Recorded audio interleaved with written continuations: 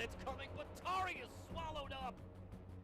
Meanwhile, Smith lost the handle. Palella for three. It's good! And Gusto now will rise up from the 5-meter line and score! That's a terrific ball, and it's up.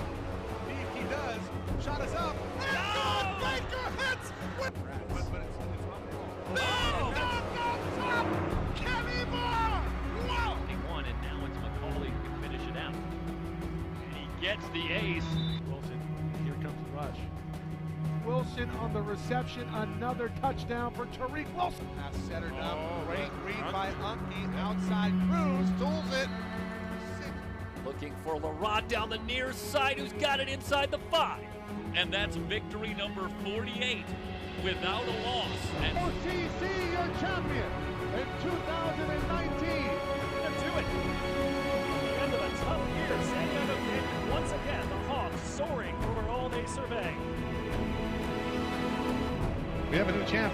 It's Fullerton College and the Hornets here in 2019.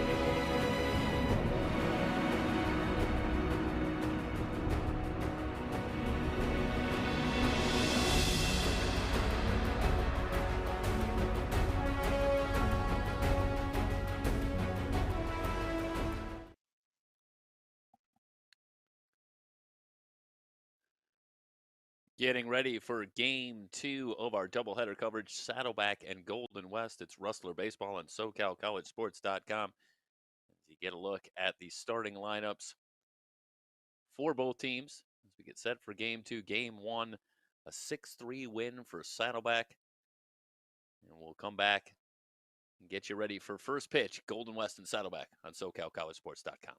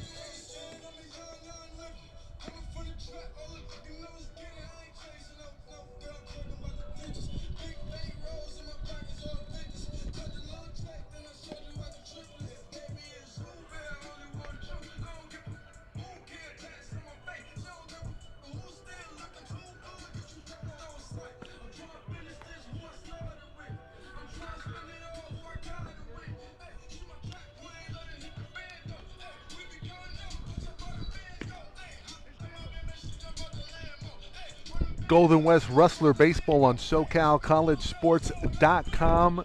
The Rustlers take on Saddleback here today, game 2 of our doubleheader on SoCal College Sports. You can go to our website, www.socalcollegesports.com. Also on YouTube, broadcasting on SoCal College Sports 1.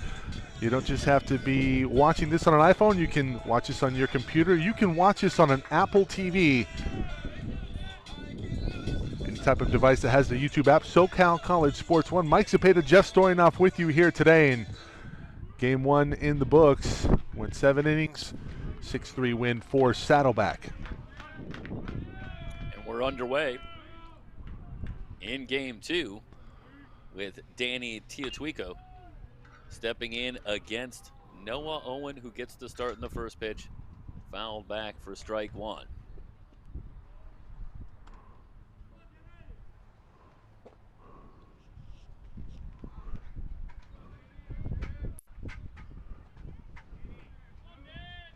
Teotuico stays in the lineup for Declison, who left in the first game with an apparent injury. So Teotuico comes on, finishes out at short, and now gets the call here in game 2. At the top of the order for Owen, the right-hander into the wind. Here's the pitch. Swing and a miss. Looked like he took a little something off.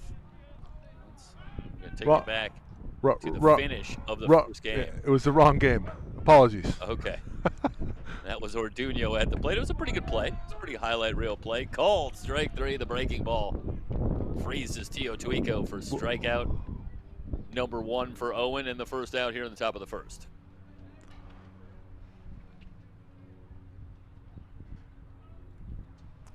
So a pretty good tailing fastball for strike 2, and then that was a great hook to get Teotuico for strikeout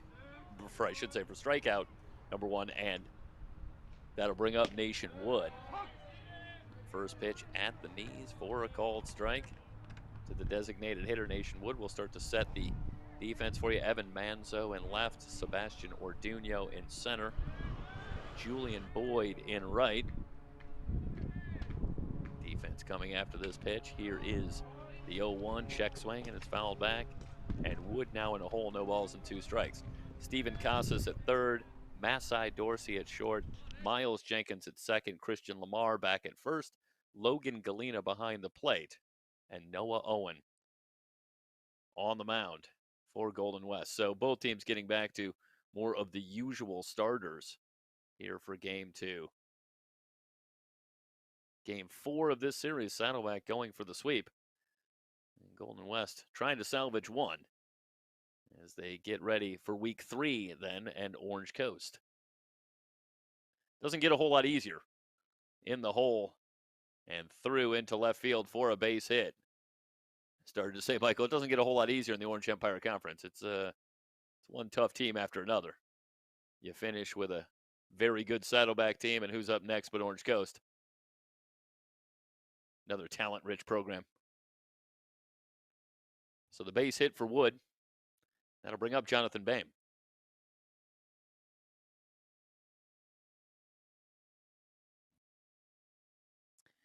Boehm, the right fielder.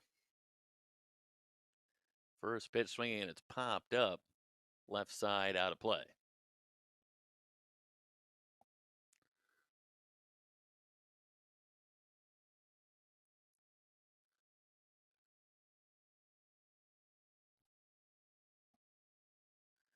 Jonathan Boehm, a freshman. Lewis Palmer High School, Monument, Colorado. 0-1 pitch. Popped foul again. So Owen on top, no balls and 2 strikes.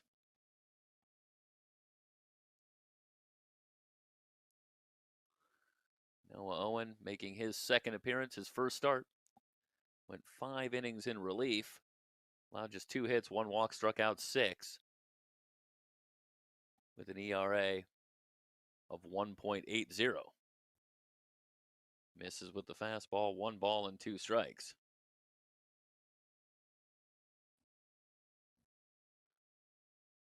So Owen will try to pick up the Rustlers here. salvage one of the 4. As Boehm is able to fight that one off. Count remains 1-2.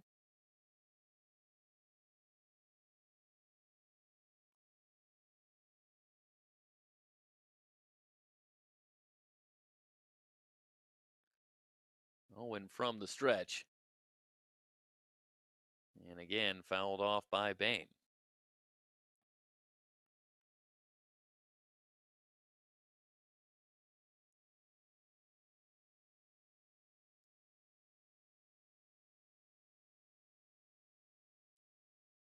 Jonathan Boehm came in 7 for 15 on the young season, so he's off to a hot start. Curveball misses high. 2 balls and 2 strikes. And of those 7 hits over the first 5 games, 4 are for extra bases, 3 doubles, and a triple. He's already driven in 5 runs.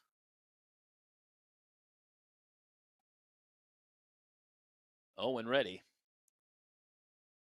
Chases the curveball. They'll throw down to complete the strikeout. Boy, that's another good curveball from Noah Owen, and he gets the dangerous Jonathan Boehm for out number 2. Wood back at first, and David Laboida will be the batter.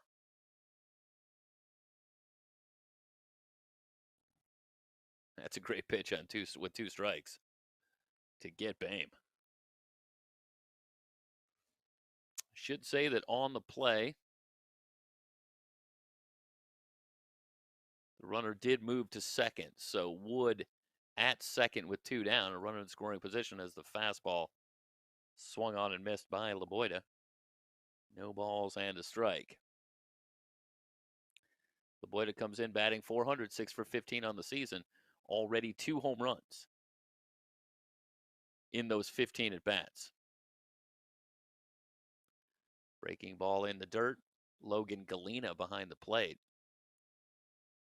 He does a nice job keeping that one in front.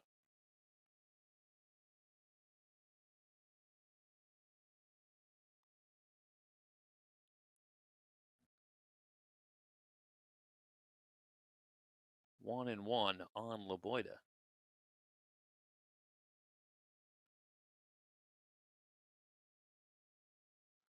Good fastball, Laboida. Couldn't get around on that one. 1 ball and 2 strikes. Look at it again. And the tailing action, you saw the tailing action in the strikeout of Tio Tuico earlier in the inning as well. So good movement on that Owen fastball. And right now, Saddleback, the hitter's having some difficulty. 1 ball and 2 strikes. Laboida swings and misses. He's down on strikes. Owen strikes out the side. No runs on 1 hit. No errors. 1 left on base through half an inning. Saddleback nothing. Golden West coming to bat.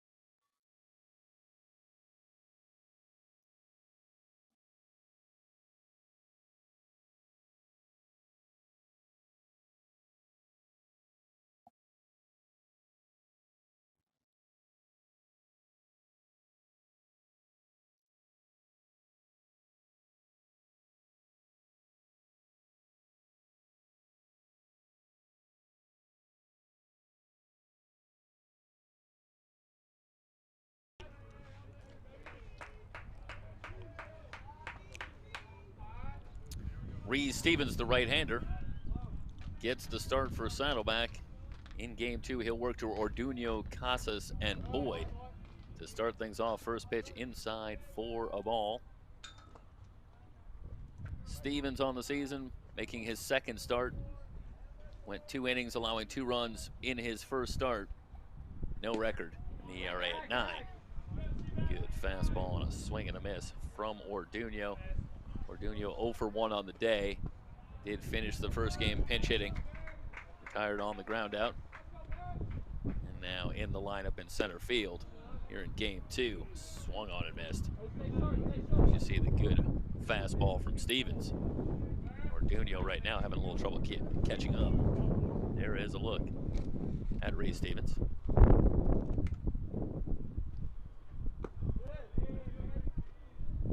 This is down low. 2-2 on Sebastian Orduño. Luke Stuka in left, Brent Riddle in center, Jonathan Bayman right. So there's a look at the left-handed hitting Sebastian Orduño. Stevens ready. 2-2 pitch. Popped up on the infield, and it's Clayton Gott who's got it for out number 1. Gott at third, Tio Tuico at short, Tyler Chaffee at second, David Laboida at first, Turner Pruitt behind the plate, and Andrew Hayes, or no, excuse me, Reese Stevens on the mound. I do want to quickly update that. Sorry, I also want to correct one other thing there.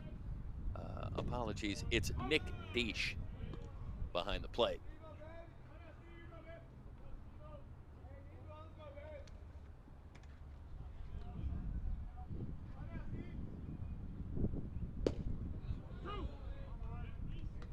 Called strike.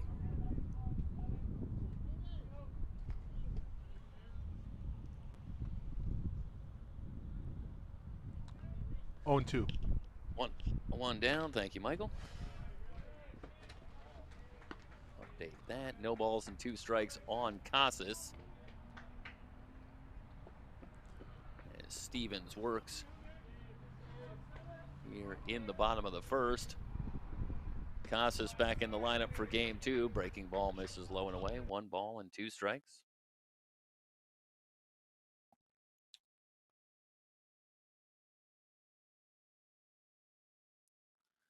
Casas comes in 3 for 19 on the season. Back to the screen. No home runs, 2 runs batted in.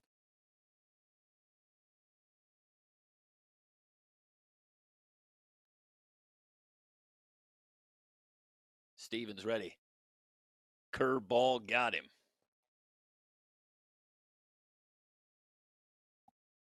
Watch Well, it you twice can't do it a here. whole lot better than that. No. He knew it too.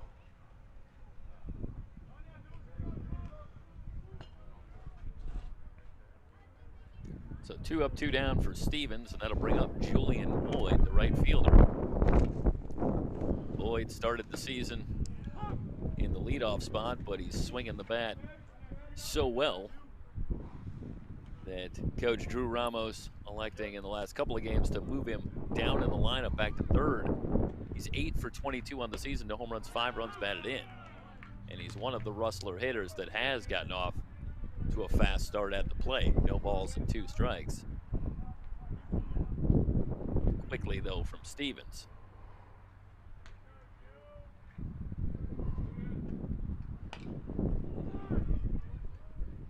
Slow chopper to third. Gott gonna go across and get Boyd by a half a step to end the first. 3 up, 3 down for the Rustlers. We're through 1. No score. Saddleback and Golden West. It's Rustler Baseball on SoCalCollegeSports.com.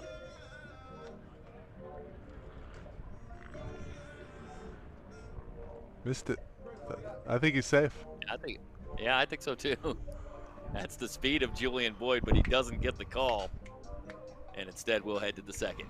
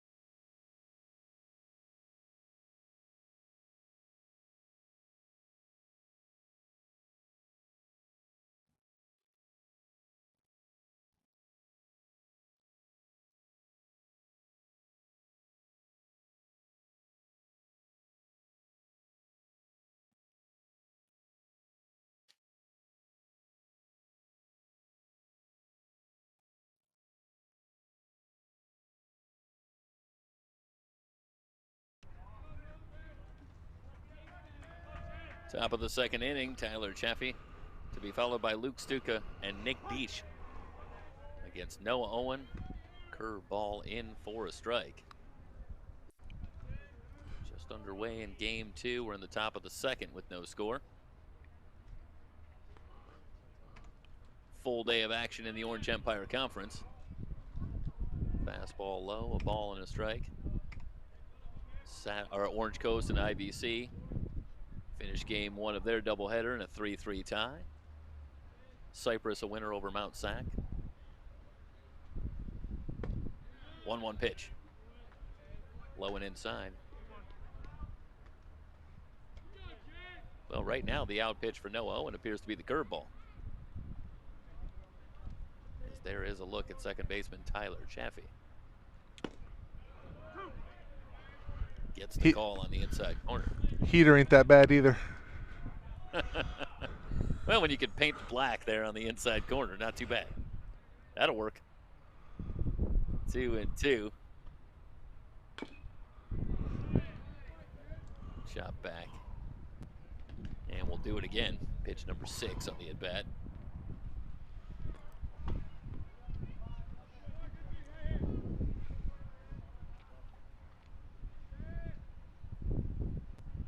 Owen ready. Grounded wide of third. Still 2-2.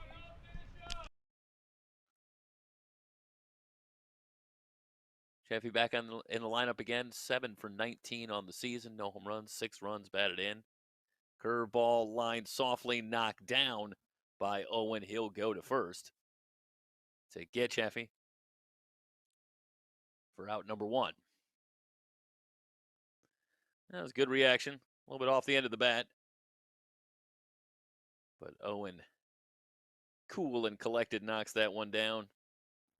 Able to get Chaffee comfortably at first for the first out, and that'll bring up Stuka.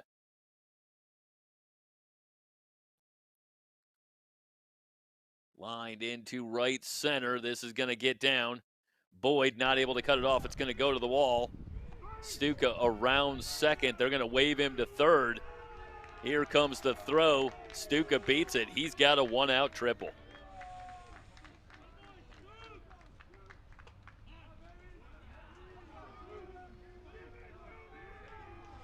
Well, this is a good job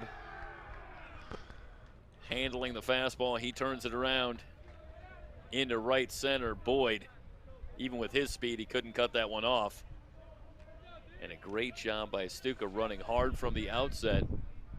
He finds himself at third with 1 down. That'll bring up Deech.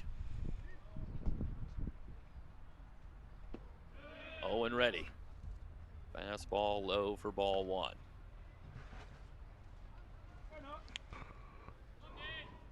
Deech making his 3rd start. He's 1 for 8 on the season. Talked about the catcher by committee for Saddleback early here in 2021. Saw Pruitt in the first game, and now Deech gets the call. Outside, 2 balls and no strikes.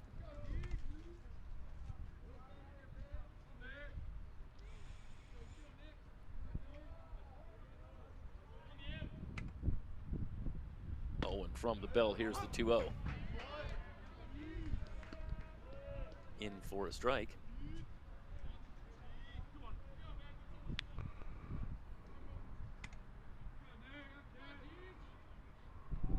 2-1 on Deech. Clayton Gott waits on deck. Slow curve misses high. 3-1. Owen with 5 innings of work on the season with just 1 run allowed. All of those innings came against Santa Ana. This is his first appearance against Saddleback. 3-1 pitch. Again, he finds that inside corner. 3-2. Let's take a look at the replay, and that is similar to a pitch in the last at bat. He's been effective, especially with that tailing action into the right-hander. He's able to work inside. Here's the 3-2. Tried to go back inside, and that got Deech right on the hand. And that looked like a fastball, and that has got to hurt. We're going to get a look at it here. This is just unfortunate. Not sure if that, it looked like he was holding his hand. Yeah, maybe that right hand. Gets him on the wrist. Yeah, that's pretty brutal, and it was a fastball from a guy who throws a pretty hard fastball. It's readily apparent. You can see it on camera. And they're still going to look at Deej. You wonder, obviously, at that location if he will be able to stay in the game. You hope it's not something that would keep him out for weeks. But it's an unfortunate spot. Again, it's something can happen. Here's a ball. When you look at the way that Owen throws and the action, that tailing action, that's a ball that starts out maybe over the inside part of the plate, but the tailing action is going to take it all the way inside. Yeah, he does have that tailing action, but looking at the replay, that ball might have been over the plate. He offers at it. Oh, it's like I said, it starts out over the plate, and it's only getting inside. Deej is, going to dig in there and get on top of the plate to get a look. And with that tailing action, and as you point out, Michael, the way that he starts in, maybe to swing at that ball, the hands come in a little bit, and that's where it is. And it's just an unfortunate turn of events, obviously. No intent or anything, but even a pitch that really started out over the plate. There's a discussion going on right now. The ball's over the plate. When it hits him, I mean, we're going to look at it again here, and they're awarding first base. But if you're looking here, he offers and comes in with it. Well, hits him there, but I mean that's it's inside, but it's just inside of the plate by the time that it hits him. But it's probably a pretty good indication of why it's a dangerous endeavor to really stand on top of the plate to a guy like Noah Owen if you're batting from the right-hand side, because that ball, that fastball, is going to work in towards you. So Deej hit by the pitch, and I didn't see did Deej stay in the game down at first? Yeah, it looks like Deej's going to stay in. Okay. Well, he's a catcher. He's tough. That we can assume. So runners at first and third. Now with one down, and that'll bring up Clayton Gott back in the lineup. Came into action today with just 3 at-bats, but he gets the start in both games. And an opportunity here with runners at the corners and 1 down. Up the right side on the first base line, and it's foul. So no balls and a strike. Both runners were moving. So Saddleback goes for the squeeze. And I got to tell you, with that movement on the fastball, I imagine it's not too easy to bunt on Noah Owen. So we'll see if Gott gets the call again. No balls and a strike. Owen ready. Curveball outside. 1 ball, 1 strike. Gott in the first game was 0 for 3 with a walk.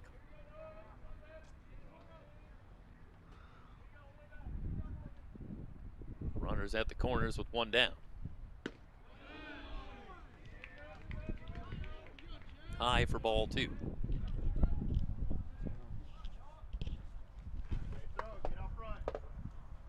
Well, already a little bit longer of an inning. Noah Owen. And he's still going. Here's the 2-1. Outside.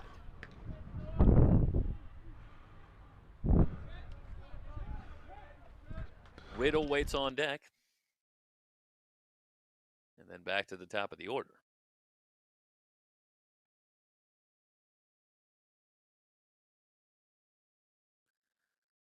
Owen kicks and deals, and a swing and a miss. Full count on Clayton Gott.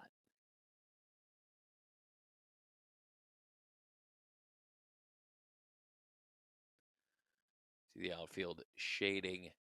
Got maybe just slightly the opposite way. Fly ball right center. And it's Boyd moving over who will make the catch. The runner tags and the throw up and over everybody. And Stuka will score on the sacrifice fly by Clayton Gott.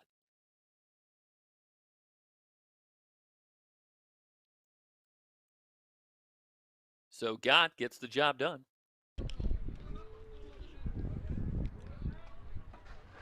And gives Saddleback the 1-0 lead. That'll bring up Riddle. Appeared briefly in game one as a pinch runner in the 7th inning. And now gets the start in center field.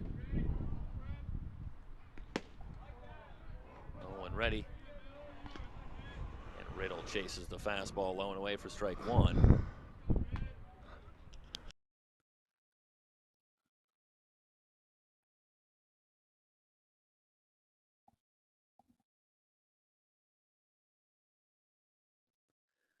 Brent Riddle, 4 for 10 on the season. Chopper to third. Casas across in time to get Riddle and end the second. 1 run on 1 hit, no errors. 1 left on base. Take you out with the strong throw from Steven Casas. Heading to the bottom of the second, Saddleback grabs the 1-0 lead on Golden West. It's Rustler Baseball and SoCalCollegeSports.com.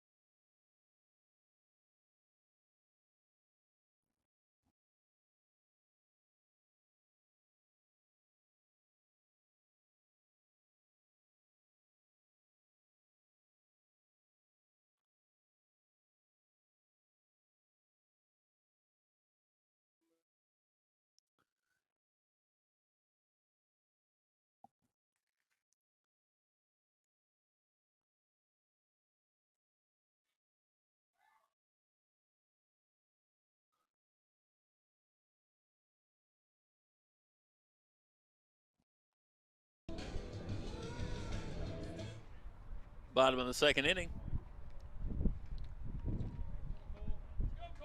Golden West down 1-0. It'll be Christian Lamar, Logan Galena, and Evan Manzo. 2 up against Reese Stevens. He works into his 2nd inning. 1 ball and no strikes on Lamar, who had a couple of hits, getting the start in game 1, back in the lineup here in game 2. He had a cut. 1 ball and 1 strike. This looks like Cole Endelvolgi. Is it Andoval? Okay. Can't quite get the number. Yeah, you're right. It's 29. So yeah, Cole Andovolgi. Apologies. And then I believe, I might have misspoken before, I think Cole Andovolgi then is probably behind the plate and Logan Galena might be at first base, which would also make sense. So Cole Andovolgi at the plate will verify all of that. 2 balls and a strike. Now the count on Andovolgi, who's back in the lineup after getting game 1 off.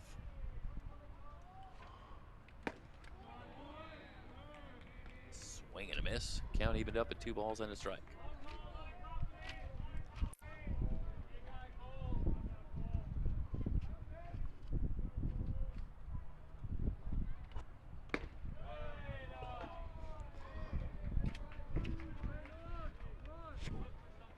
Leadoff walk for Andovolgi. And that will bring up Galena.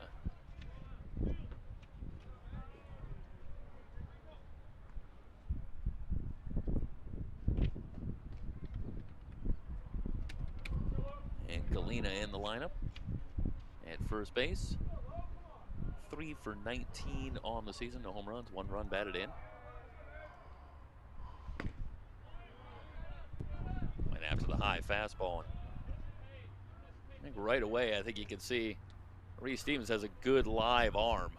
Seen quite a few swings and misses on Stevens' fastballs here over the first 1 1/3.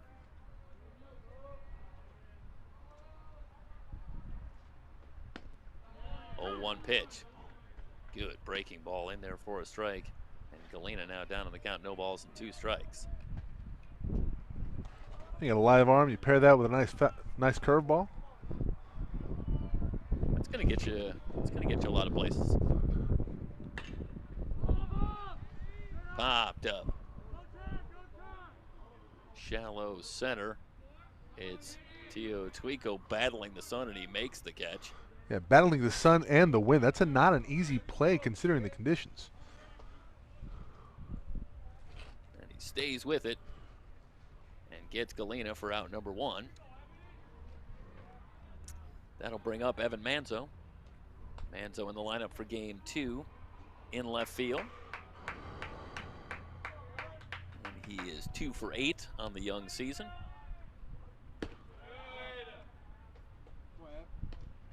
First pitch, a ball.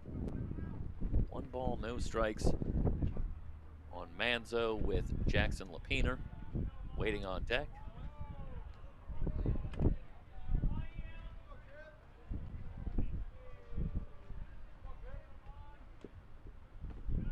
Stevens ready. Back to the curveball and misses low. 2 balls and no strikes. Just the second appearance for Stevens. He did get the start in the series against Mount San Antonio College. It went just a couple of innings. So we'll see how long he goes in this one. Maybe on the plan for Stevens just to go a couple of innings. We'll see. Foul back to the screen. 2 balls and a strike in our first game today, indeed. It was Cook who got the start, and he went a couple of innings, and that appeared to be the plan. As it was 4 pitchers. It ended up being 5, but going a couple of innings at a time. High fastball and a swing and a miss. 2 balls and 2 strikes. You know, Stevens, as I look, he doesn't look like a huge imposing guy on the mound, but he's got some legit velo, Mike. Exhibit A. I think it past Manzo. I think he took something off there. No. Well, that looked like a fastball to me. That's garden variety fastball right there. And he came with some heat on that one and blows it by Manzo for the strikeout. That's his second strikeout here in the first couple of innings, and that'll bring up Lapiner, the left-hander, with Andel Volgi at first and 2 down, inside for a ball.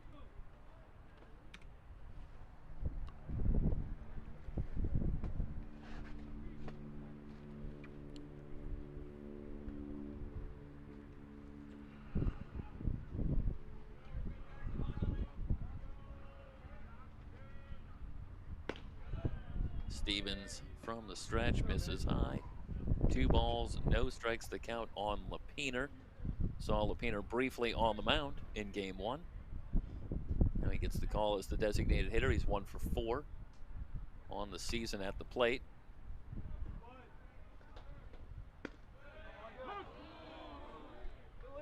Called strike.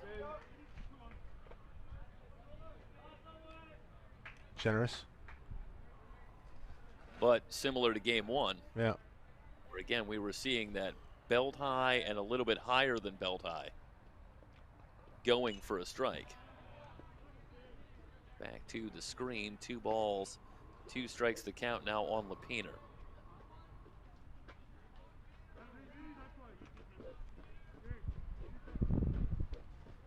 Well, we're getting some early separation in the Orange Empire Conference. Saddleback, if they can get the win here, they would go to 6-2 early. Cypress with a win earlier today, already 6-1. Inside, I don't know if that got him or the bat got him. So Lapiner takes the curveball off. Looked like the arm there, but either way, hit by the pitch. Runners now at first and second with 2 down.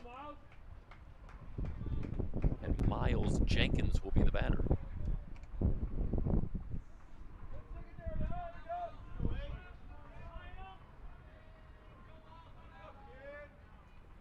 Miles Jenkins, 1 for 5 on the season. Sharing time at second base. We saw Parmenter in game 1. And now it'll be Jenkins in game 2. As you get a look at Stevens, working from the stretch with 2 down and runners at first and second. 1-0 pitch. Breaking ball for a strike.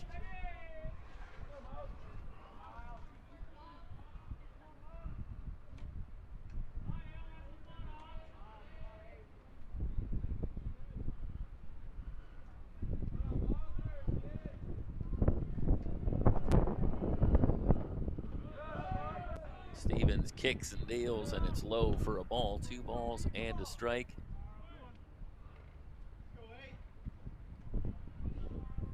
Miles Jenkins, freshman out of J. Sarah High School, Gardena.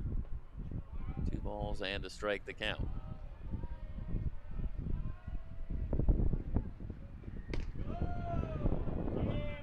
Inside for a ball. 3-1 on Jenkins.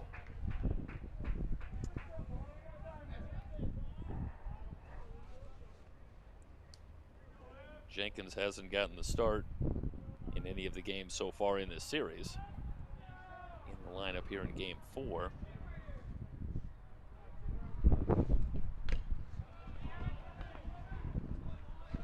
Well, that one off of Deach.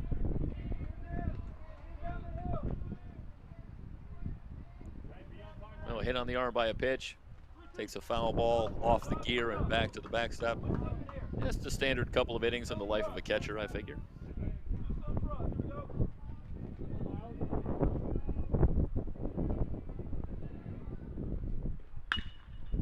Payoff pitch. Grounded toward third. Thought about the lead runner, now goes across and gets Jenkins at first to retire the side. No runs on no hits, no errors. 2 left on base. We are through 2. Saddleback leading Golden West 1-0 here on SoCalCollegeSports.com.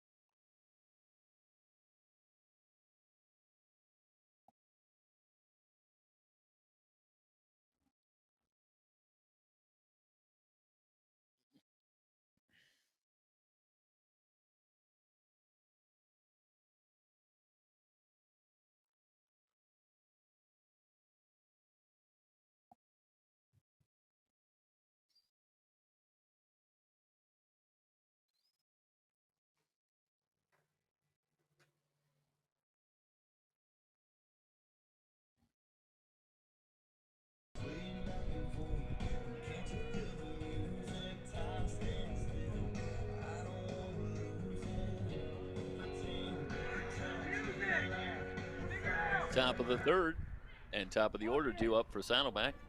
Teotihuaco, Wood, and Bame against Noah Owen.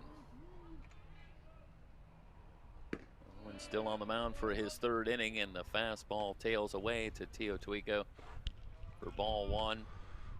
Teotihuaco, who took over for Decleson in the 1st, game at shortstop. He's 0 for 3 on the day after striking out in the first, his first time up. Bouncing ball to second.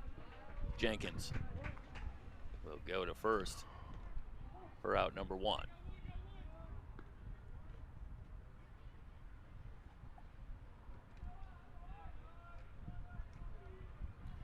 That'll bring up Nation Wood.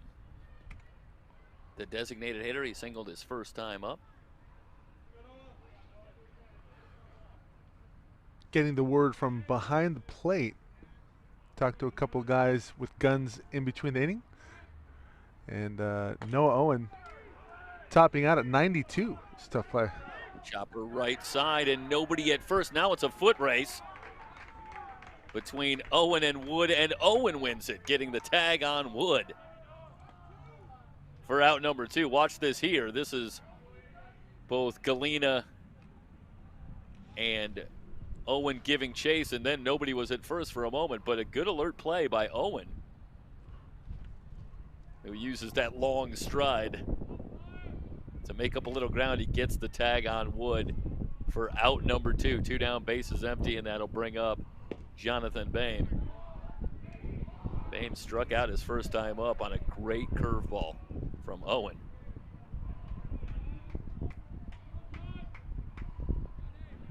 Well, there's a play that could have been trouble. Yeah. But nice job helping his own cause for Owen. Good work with the glove.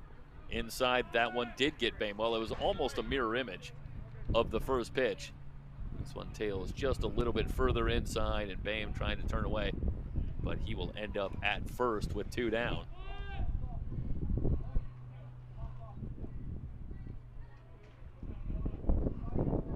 That'll bring up David LaBoida. Boida struck out his first time up. I'm sorry, Mike, I think we might have had a play that came up, but you said they had the gun on Owen in the first couple of innings. Yeah, topping out at 92 and sitting about 88, 89, 90. And Riz Stevens, you talk about the live arm, topping out at 93. Oh, excuse me, Riz Stevens, excuse me. Right. It really jumps out at you. Is it not the huge imposing frame out there, but that ball comes out. It's a bullet from Stevens as well. So a couple of hard throwers for each team here in this game too, and they've got some strikeouts to go along with it, as you would expect. 1-1 on LaBoida. Meanwhile, on the wild pitch, on the first pitch of the at bat, Boehm was able to move up and take second. So a runner in scoring position now with 2 down, and a 1-1 count on LaBoida.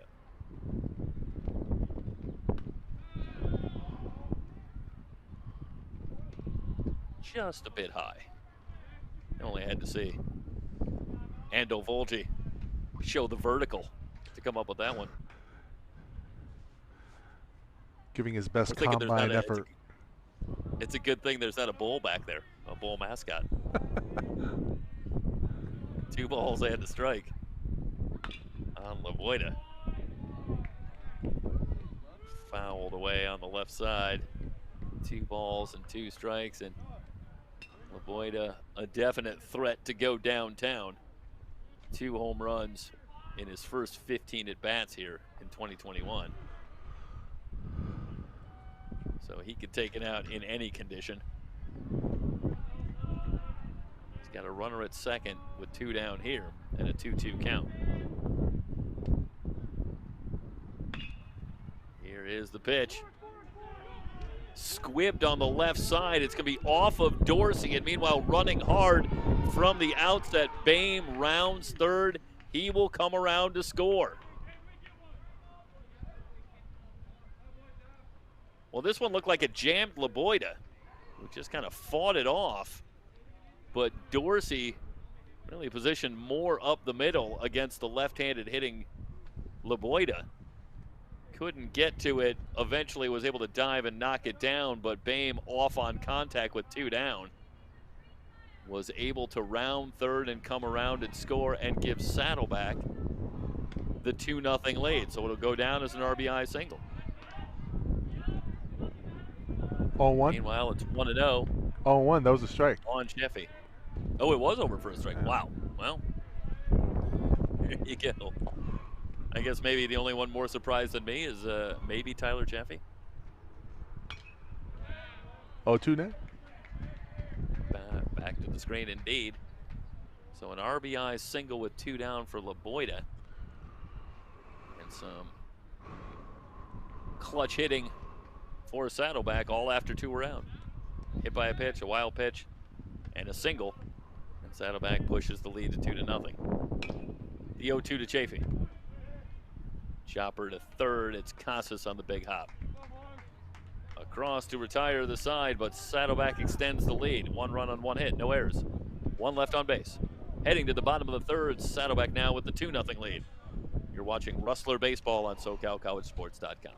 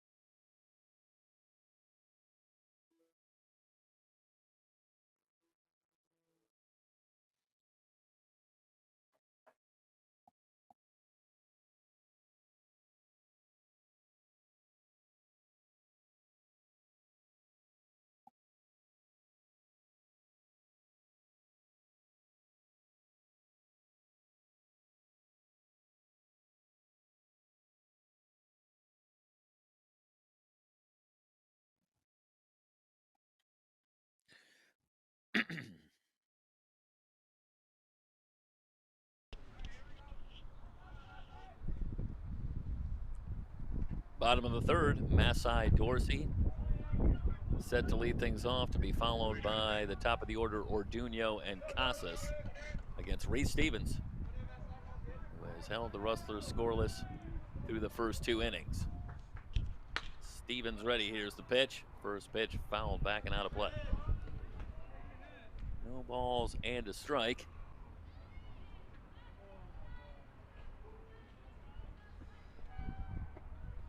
Dorsey 2 for 7 on the season. This is his 4th game, and he's in a hole now. No balls and 2 strikes. That's tough. And again, I talked about the velocity for Stevens, and you have to really respect that. When he can place that breaking ball, what are you going to do? 1 ball and 2 strikes. Tough assignment for Dorsey. Freshman shortstop, and he fouls it out of play.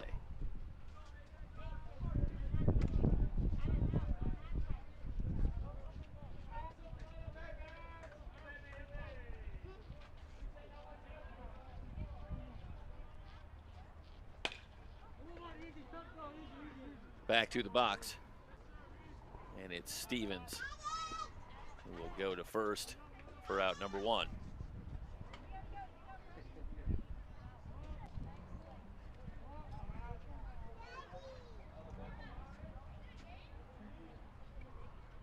So Dorsey retired, and Orduno will be the batter. He's 0 for 1. Popped out to third his first time up.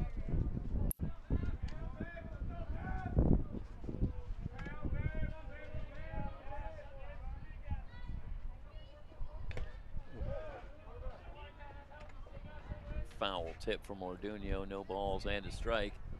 Orduno now 4 for 18. Great. On the season. Stevens looks in for the sign.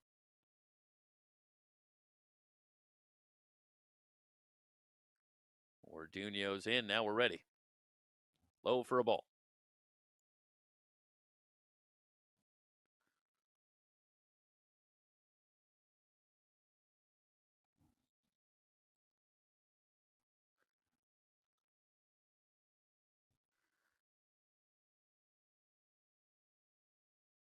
Chase the fastball.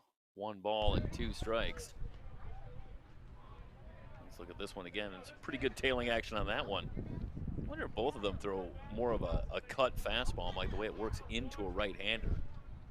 There's some definite action on that pitch. Right back to it. Norduno down on strikes. Well, if it's working, why go away from it? That's some pretty nasty stuff from Stevens.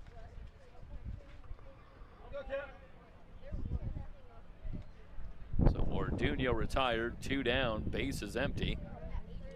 That is the 3rd strikeout for Stevens through 2 2/3. And a high fastball and a wave and a miss from Casas, who was a strikeout victim his first time up.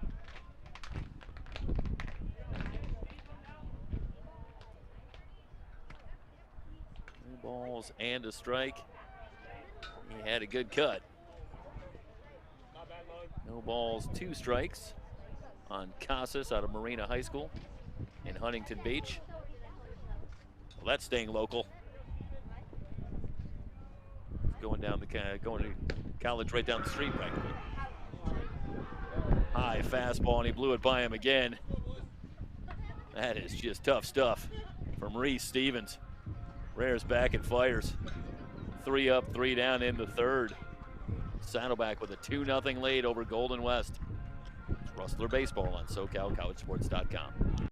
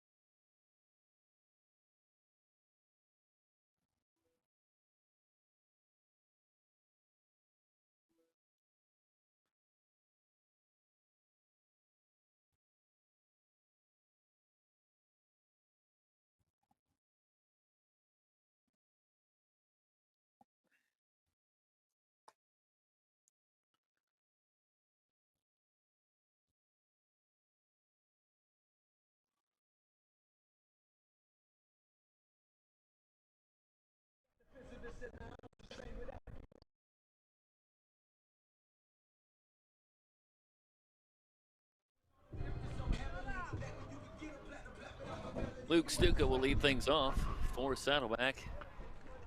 In the top of the 4th inning, he'll be followed by Nick Deach, Clayton Gott. Saddleback with a 2-0 lead on Golden West. Stuka with a triple his first time up. He's now 4 for 16 on the season. Wave and a miss. 2 balls and a strike. Stuka stands in from the left side.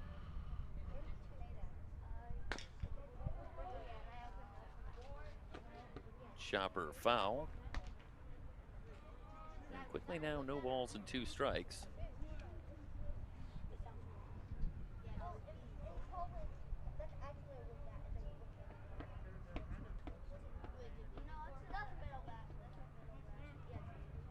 Stuka out of Corona Del Mar High School in Newport Beach. Swung on and driven to right. It's deep, and it's out of here.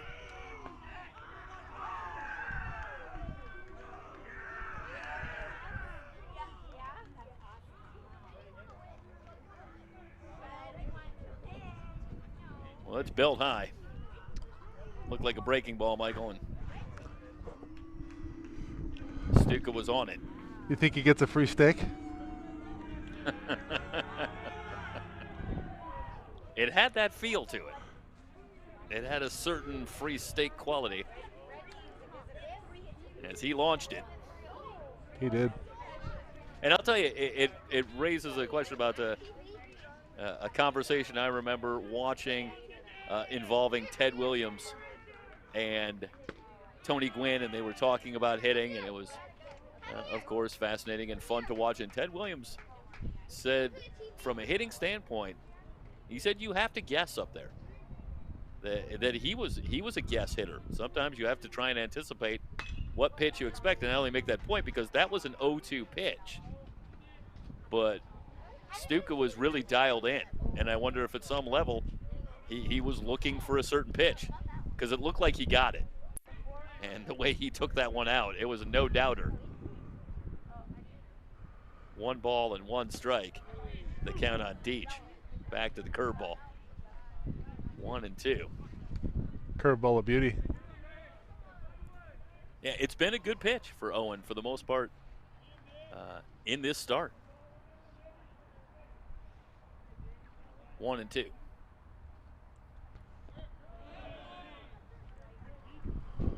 In the dirt.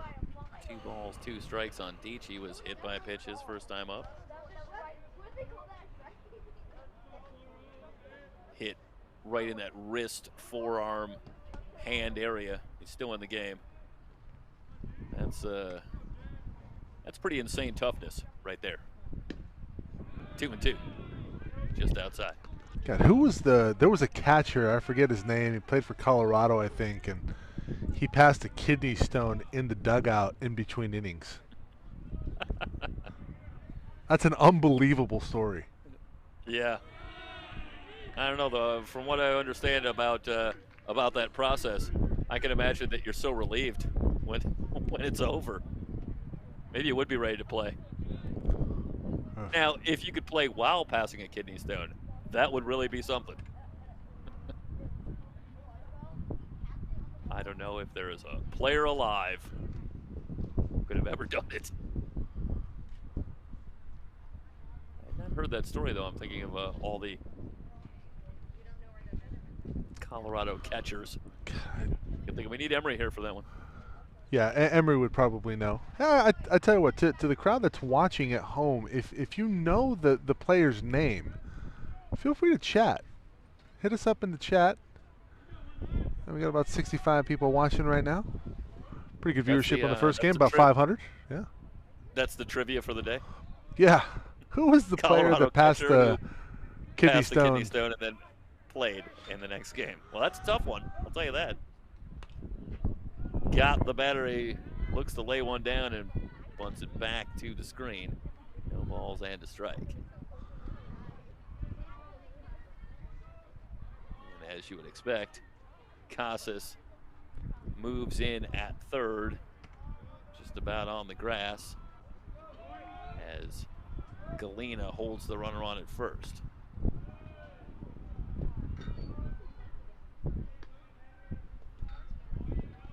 Foul again. No balls and 2 strikes now on Gott. A sacrifice fly his first time up. Leadoff home run by Stuka, and Saddleback now with a 3-0 lead as they bat here in the top of the 4th. Curveball got him.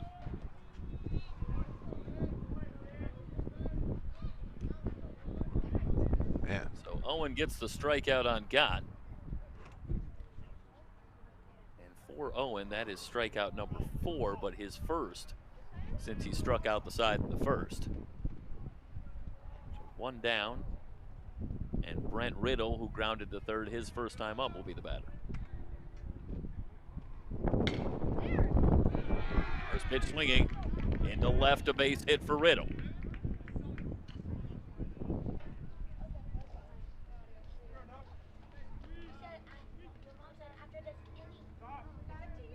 So the Riddle single puts runners at first and second.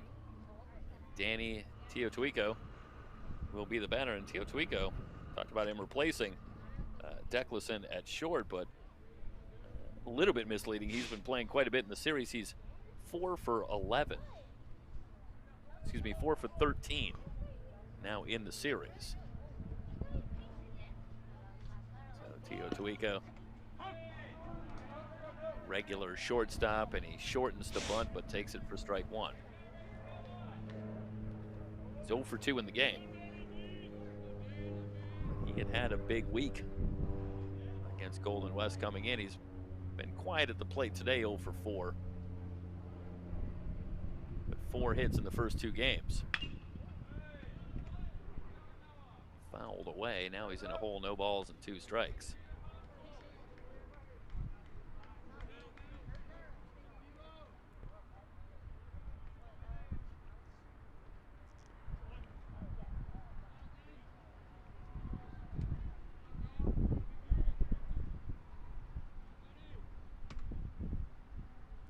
Noah Owen with 2 on and 1 out. 0-2 count. Tio Tuico on the fastball outside for ball 1. How about the day at the plate for Luke Stuka? A triple and a homer in 2 trips.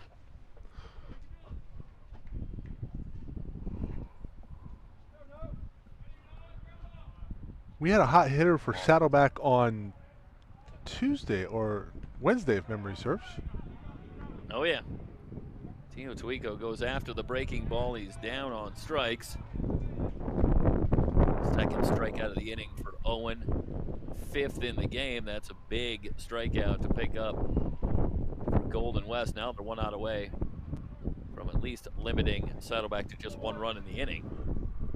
They'll have to get by Nation Wood in order to do it. 1 for 2 in the game. He had a single back in the first. Grounded back to the box his last time up. Left-hander Wood stands in. Now he'll ask for time. Yeah, we had a couple for Saddleback. I think you might be talking about Rachel Varela. Yep. Who at one point was 7 for 7 on the doubleheader. Breaking ball over for a strike.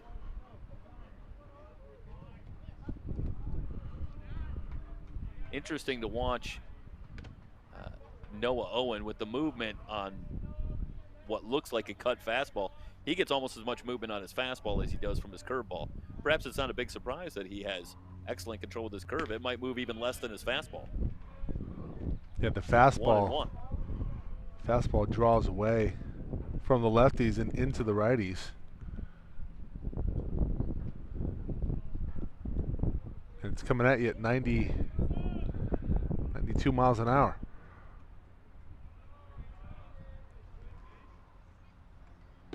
Should point out that on the strikeout, as that one catches the outside corner, 1 ball and 2 strikes. On the strikeout, Second and to third. Tio Tuico, that still went down as a wild pitch. There was no throw down to get Tio Tuico on the 3rd strike, but the runners were still free to move up on the ball that got away, and they did. So indeed, Michael, runners at 2nd and 3rd now with 2 down. So the situation a little more precarious for Owen and a little more precarious for Andel Volge behind the plate as he does a nice job getting in front of that pitch. 2 balls and 2 strikes.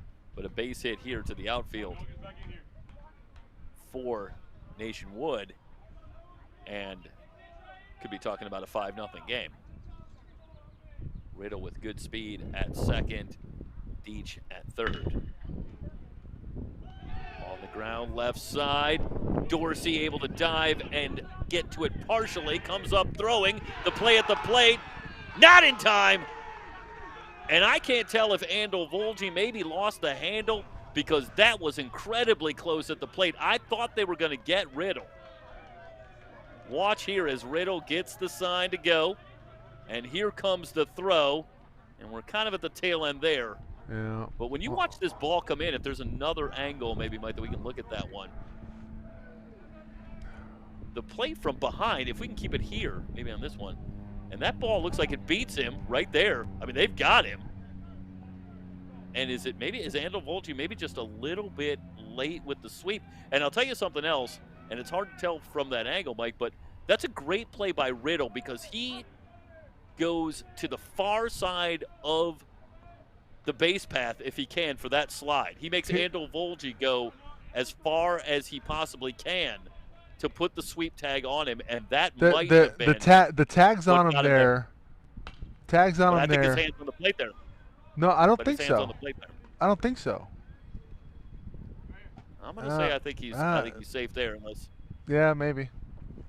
I think he got there, but that is a great play from Riddle. As you see, he is as far to his right as he can be.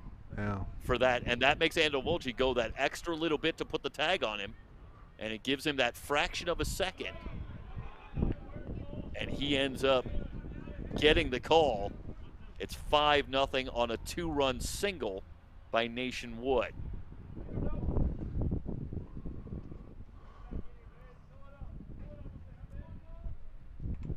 Well, you tell me there, when Andel Volge gets that ball, when you look at where Riddle is, if you tell me that Riddle's going to be safe on that play, I'm going to tell you I think you're crazy.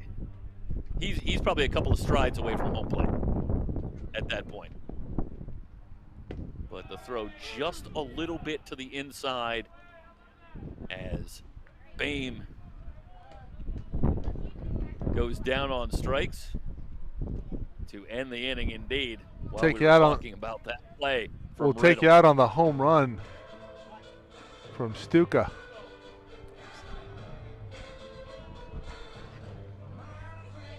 No doubter. We head to the bottom of the fourth, 5-0. Saddleback on top of Golden West.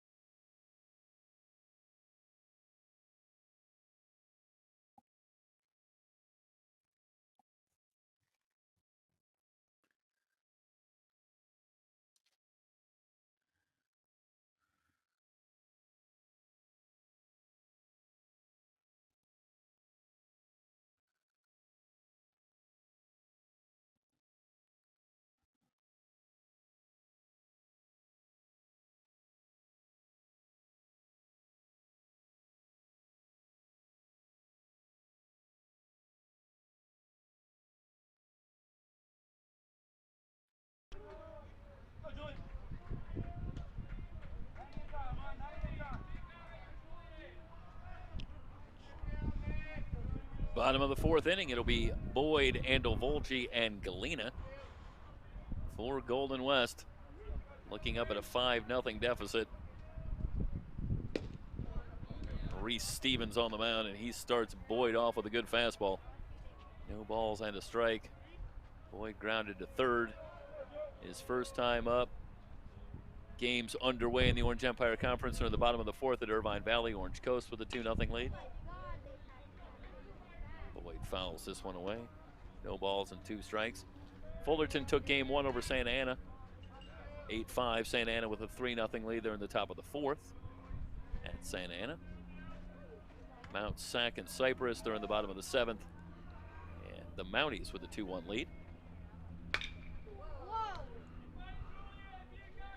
Ripped foul by Boyd.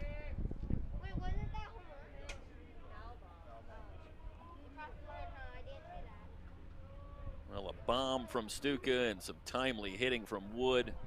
A big 2-out, 2-run single. And Saddleback pushes the lead to 5-0 as Boyd goes down on strikes. Might have gotten a piece, but Deach able to hold it anyway, so it doesn't matter. 1 down. Bottom of the fourth, and Andel Volge, who walked his first time up, will be the batter. First pitch swinging and fouled away.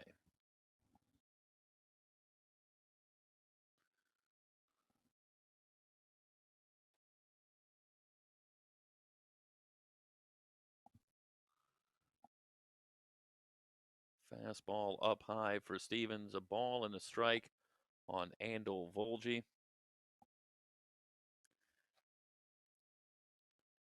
Andel Volge looking for his first hit in the series. He came in 0 for 7. Not getting a whole lot easier against Stevens. 1-2. And this will be strike 3. They'll throw down to complete. So I thought maybe Andel Volge got a piece of this, but the rule from Jeff Osborne behind the plate is that was a swing and a miss. So they do throw down to get the strikeout on Andel Volge. 2 up, 2 down here in the fourth. We'll get a great look at it here. Great job, Michael. Thank you. And obviously, kind of tough to tell, even as much as we could slow it down.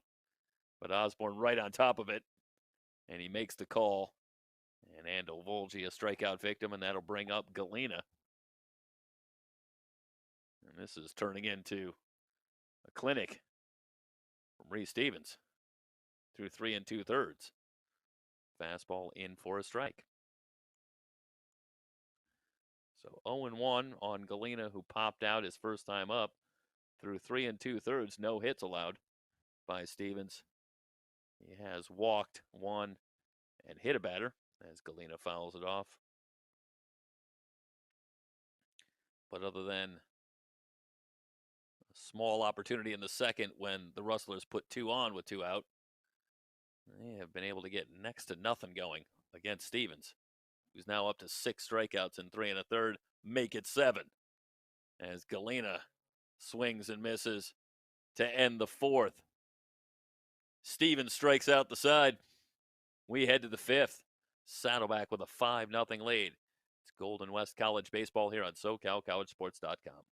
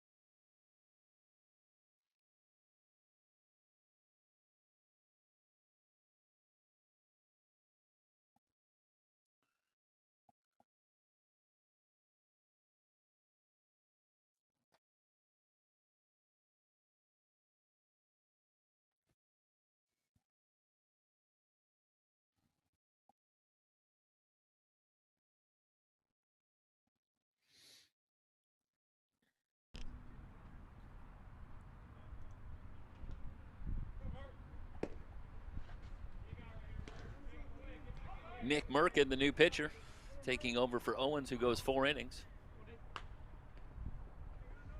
allowing 5 runs. Now it'll be Merkin. We'll try to keep Saddleback where they are, give the Rustler bats a chance to get something going. Though it's been more than tough against Stevens so far. First offering from the left-hander Merkin is low for ball 1.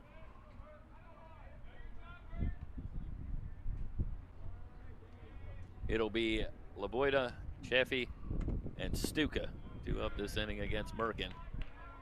Just outside for a ball, 2 balls, and no strikes.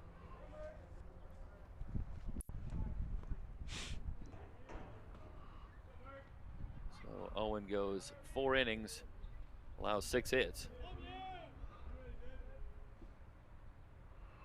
2-0 pitch to Laboida.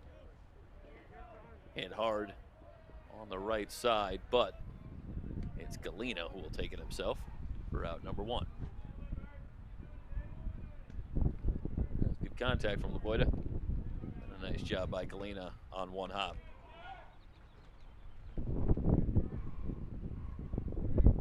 Owen walked 1, did hit 2 batters. And struck out 6 unofficially for me. First pitch a strike to Chaffee.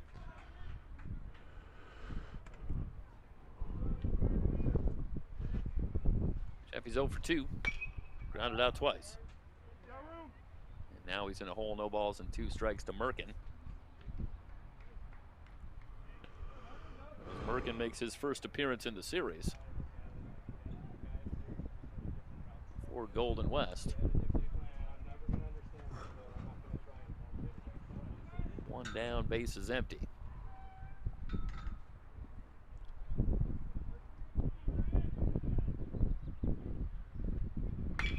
Into the line. Here's the pitch. Line drive into center, a base hit. So a 1-out single for Chaffee. And Stuka will be the batter, and he's been a one-man wrecking crew today. 2 for 2. A triple and a homer. I gotta tell you, Mike, I'm not sure I recall someone hitting for the cycle in our coverage. It would be a first. Still a long way to go, but boy, he just needs the double and the single. He needs what would arguably the two easiest ones to get.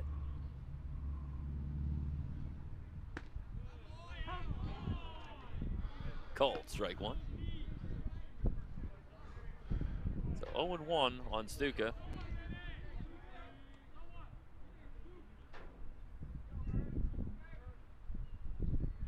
There is the left-handed hitting.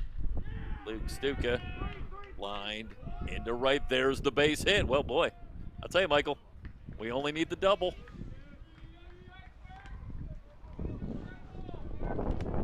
Two on, one out.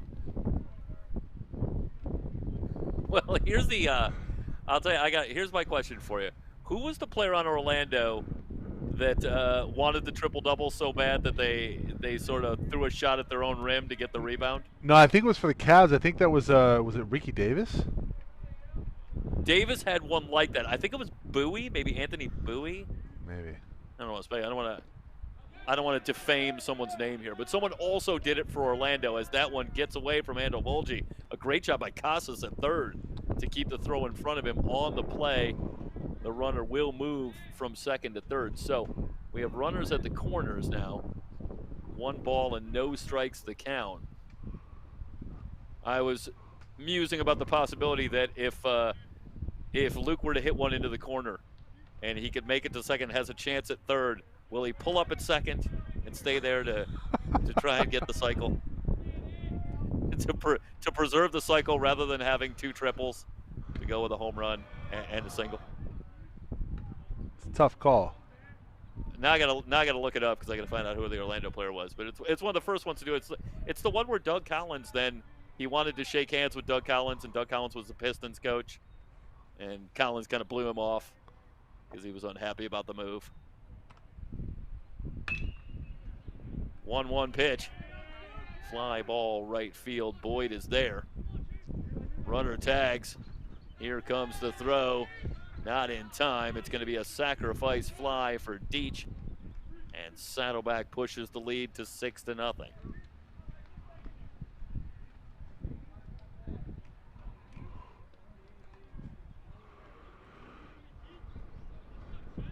Good piece of hitting from Deach. And he gets the RBI, and Chaffee comes home. So a runner at first now with 2 down. And Clayton Gott, who's 0 for 1, struck out, retired on a sacrifice fly. 2 trips. Takes that one for a strike, no balls and a strike.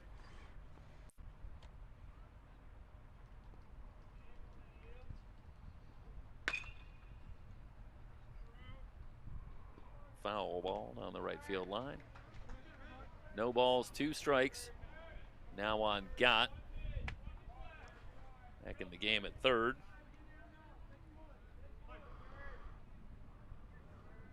It had been Chaffee playing a lot at third. He moves to second. And Gott gets the call here again. Slow roller up the third base line. Casas with the bare hand. Able to get Gott at first to retire the side, but Saddleback adds a run. On 2 hits, no errors, 1 left on base. It's not even glove work now from Casas. It's the bare hand. Rustlers out of the inning. Saddleback takes the 6-0 lead into the bottom of the 5th.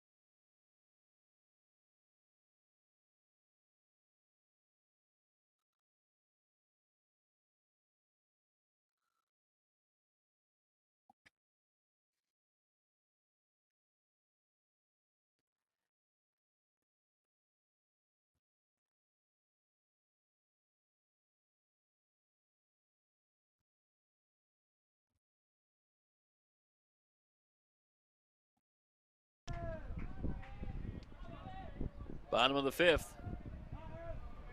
Stevens back on the bump. He'll work to Manzo, Lapiner, and Jenkins. First pitch swung on and lifted into left.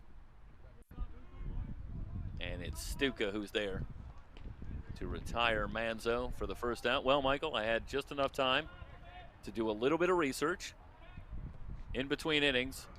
And not that I would have ever doubted this, but you're right, it was Ricky Davis who shot at his own basket to get the triple-double. And I was right that it was Anthony Bowie, but he's the one who called the timeout at the last second in a game that was out of reach so that he could run a play where he could then make a pass to get the final assist in a game that was a 20-point game at that point, but just to get the triple-double. So Lupita Peña. Hold on, Stoy. Lupita Peña in the chat. Rockies catcher Miguel Olivo passes kidney stones and keeps playing in the 8th inning against Arizona Diamondbacks. Went back to play after eliminating the painful object from his bladder. Wow. That is well, there strong. you have it. Well, stayed in the game. So we got the player that passed the kidney stone. We've got embarrassing triple-double history in the NBA. This is solid content. Yeah, a look around professional sports. No balls and 2 strikes. Now the count on Lapiner, who reached when he was hit by a pitch his first time up. Yeah, well, it's no longer a count. He's done. Okay, so that was strike 3. Oh, that was strike 3. Jenkins now up. Yeah, 2 down after Lapiner goes down on strikes, and it's Jenkins who grounded out his first time up. Well, that's how quickly Reese Stevens works. We can't even keep track on and the way Stevens racks up the strikes, but he has been incredible here through 4 2/3. And this was a guy who in his first start, as this one is lifted into center, where it'll be Riddle. And Riddle has it to retire the side, 3 up, 3 down. Well, we'll pick up talking about Stevens, presumably in the bottom of the 6th.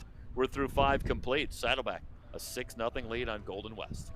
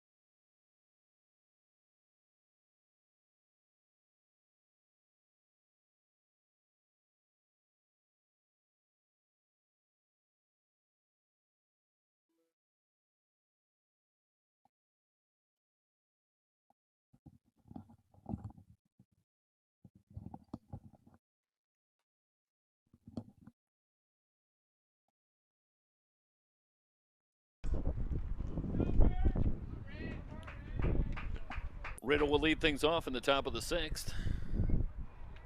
Be followed by Tio Tuico and Wood. 9-1-2 due up for Saddleback. They have the 6-0 lead, trying to make it a 4-game sweep over the Rustlers. Fastball outside for a ball from Merkin, who will work into his 2nd inning after taking over for Owen, who went the first 4. Riddle 1 for 2, grounded to 3rd and singled. Pop foul, Galena giving chase, and out of play. 1 ball, 1 strike.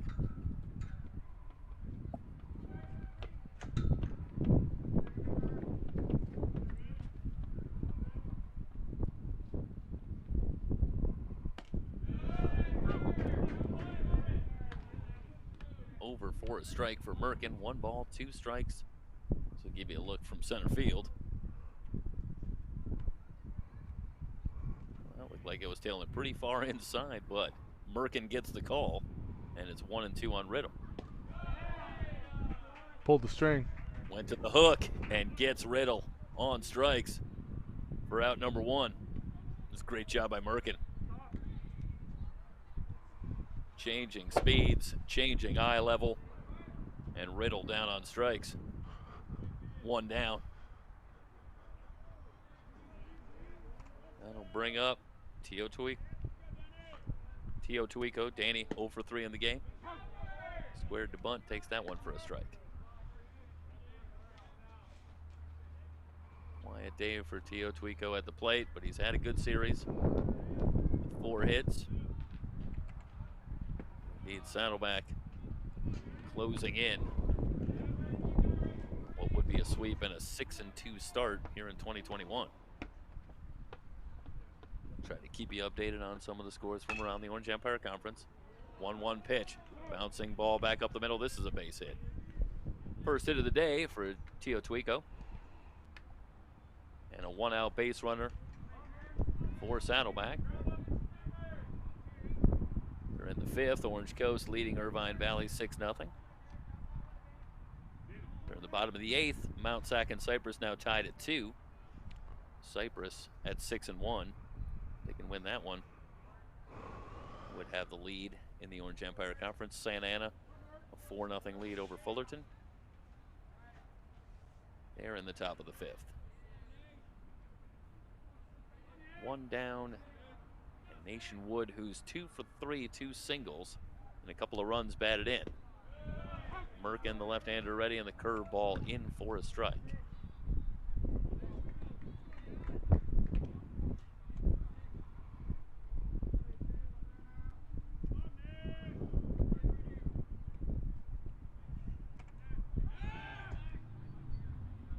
Merkin with a quick throw, runner back.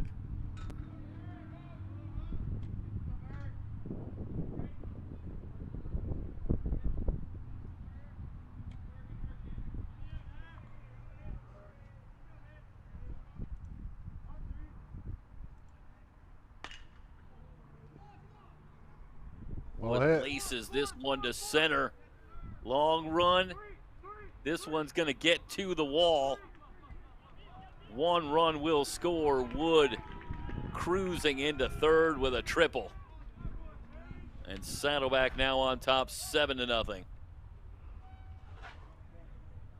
It's a breaking ball from Merkin. Hung one. Wood does a great job staying back on it.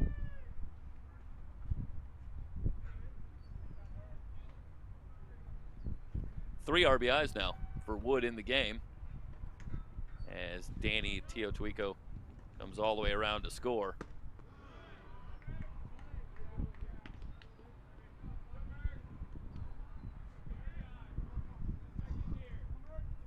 That'll bring up Bame, who's 0 for 2, struck out twice. He's also been hit by a pitch. Fastball in there. Is that a ball and a strike now, Mike? That's affirmative. So 1-1 on Bame. And Wood now 7 for 11 in the series. So he's been a rustler killer, to be sure.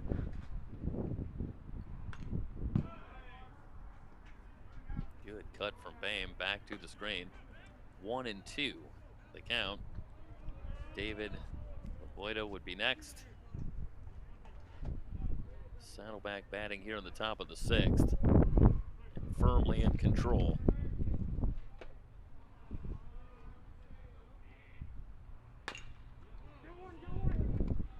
Bouncing ball on the right side on the short hop. It's Jenkins. And Jenkins will go to first on the play. Wood does come home and score. So Bame gets the RBI. And Saddleback pushes the lead to 8-0.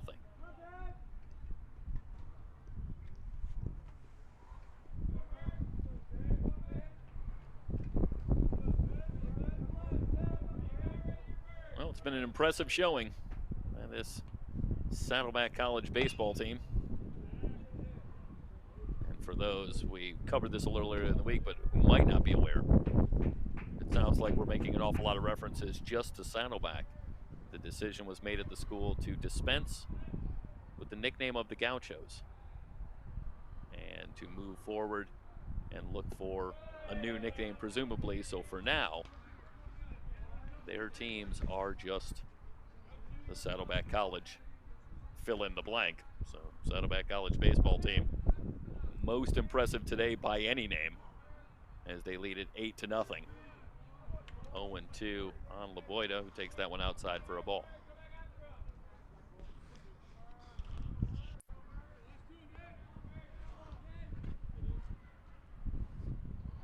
One for three for Leboida. RBI single back in the third inning. Down on strikes here to end the sixth, but Saddleback puts two more on the board. On 2 hits, the big blow, Nation Woods triple. We head to the bottom of the sixth, and it's all Saddleback, an 8-0 lead. It's Rustler Baseball here on SoCalCollegeSports.com.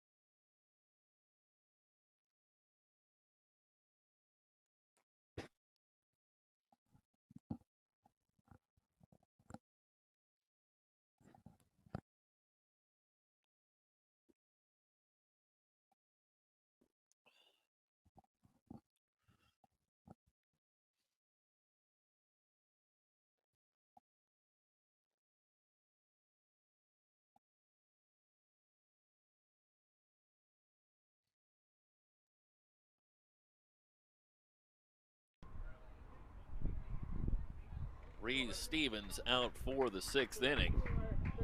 And I started to talk about Stevens in the bottom of the fifth and mentioned that his first start of the year came against Mount San Antonio College, and he went 2 innings, allowing 1 hit and 2 walks, striking out 3 and 2 runs. And that's just a 2-inning stint, so you really can't tell anything off of that. But it does sort of raise eyebrows, because I got to tell you, Mike, this guy looks absolutely dominating today. This is... He's unbelievable. Yeah, just hasn't given a quarter here to any of the Golden West College hitters, who have been down in the count seemingly over and over again, although it's 2-0 now on Masai Dorsey. But no hits through the first 5 innings, and sometimes, you know, it's say no more. 3 balls, no strikes, though, for Dorsey, so an opportunity to get on here to start the sixth. But clearly, the intention was to give Stevens a little more of a run here in this particular start, and he has made the absolute most of it. 3-0, and that one sails way high, and no sooner do I say something than a 4-pitch walk to Dorsey. Classic Stoya jinx. All right. I may as well talk about how great a free throw shooter he is. So Dorsey at first, and that'll bring up Orduno, who's popped out and struck out.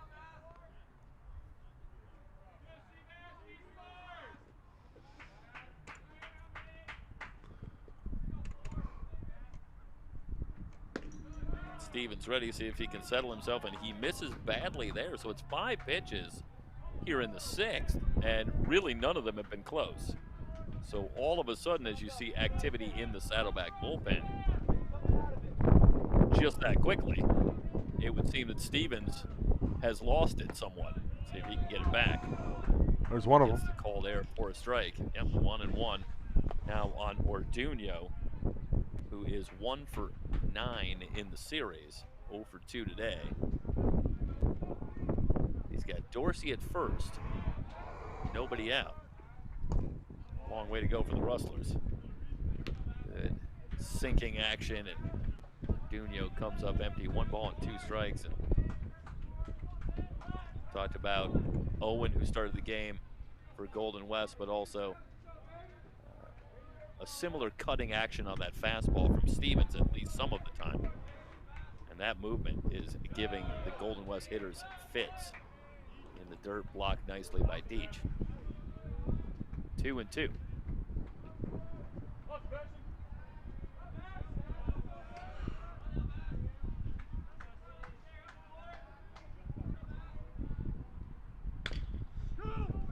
Pitch from Stevens. Over the head of LaBoida. This is going to be a base hit for Orduno into the corner. Orduno will end up at second with a double. Dorsey holds up at third, so it's second and third with nobody out for Golden West. As Orduno picks up the first hit of the day. I should say for game 2 here for the Rustlers. You get a sense of the speed of Sebastian Orduno too. That one up the line, so it's a long run for Bain, but Orduno going hard, and he makes it to second easily. There's no play there. So he can fly. And the fastball high from Stevens. 1 ball and no strikes. So the no-hitter's gone, Michael. But we still have the drama of Konstuka come up with a double to hit for the cycle. That's right. 1-0 on Casas, who's had a tough day at the plate. 0 for 2. He struck out twice, but he's got a big chance here to get the Rustlers on the board. And they're going to come out in conference with Stevens. And obviously for so many of these players, very little baseball being played in the last 13 months or so. So Stevens, we don't know exactly what he's been doing over the entire 13 months. We know he's had 2 innings of work since play resumed, but obviously it's a bit of a two-edged sword. He's got to work himself back into pitching shape, no doubt, but also his arm certainly shouldn't be too tired from overuse. These guys have had to sit and wait an awful lot over the last 13 months. Swing and a miss from Casas, and the count evened up at a ball and a strike.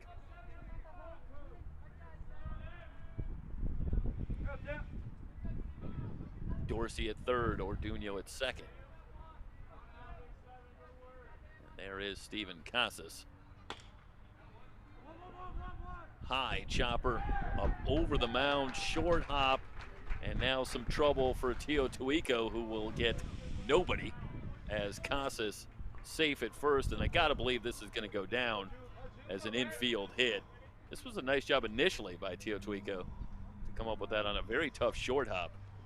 Couldn't make the transfer cleanly. Casas safe at first.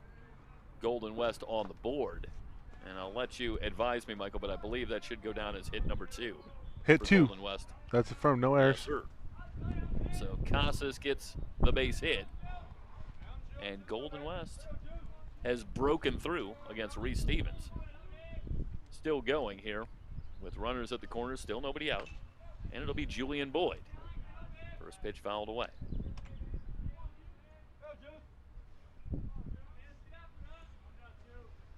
Well, that's a ball in a tough spot. Good piece of hitting from Casas. Looked like he was fooled somewhat on that pitch, but gets a piece up over the mound. Big swing and a miss from Boyd, and he's in a hole now, no balls and 2 strikes. It's going to take a few more for Golden West to get back into this one, though you go back to our coverage of opening day. And an 8-1 deficit was all the way down to 8-7. It's pretty close. Santa Ana was finally able to close it out. 1 ball and 2 strikes. So you never know.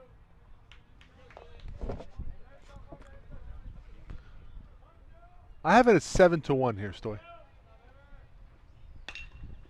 Okay. That might be right. Ground ball to second. This could be 2. Over to second for 1, but the speedy Boyd will beat it out. So it'll go down as a fielder's choice, and let's correct the score. I think I might have accidentally updated the scoreboard twice, so I do apologize. I apologize as scorekeeper as well. 7-2. 7-2. And 1 down as Boyd is retired on the fielder's choice. Snap throw down. 0-1 on Andel Volge, who's walked and struck out.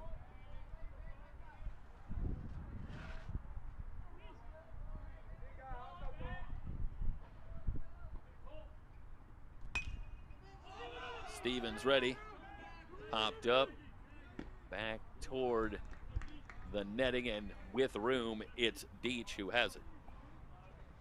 So Andel Volge goes down. On the pop out, 2 down. And that'll bring up Galena, who's 0 for 2. He's popped out and struck out. 7-2 in the bottom of the 6th.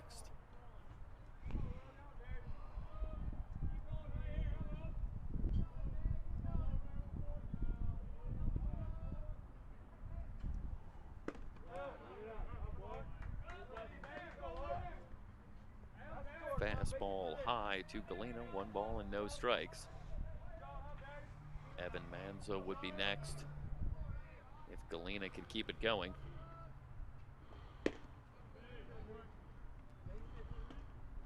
Galena had a rip, but comes up empty on the fastball. 1-1.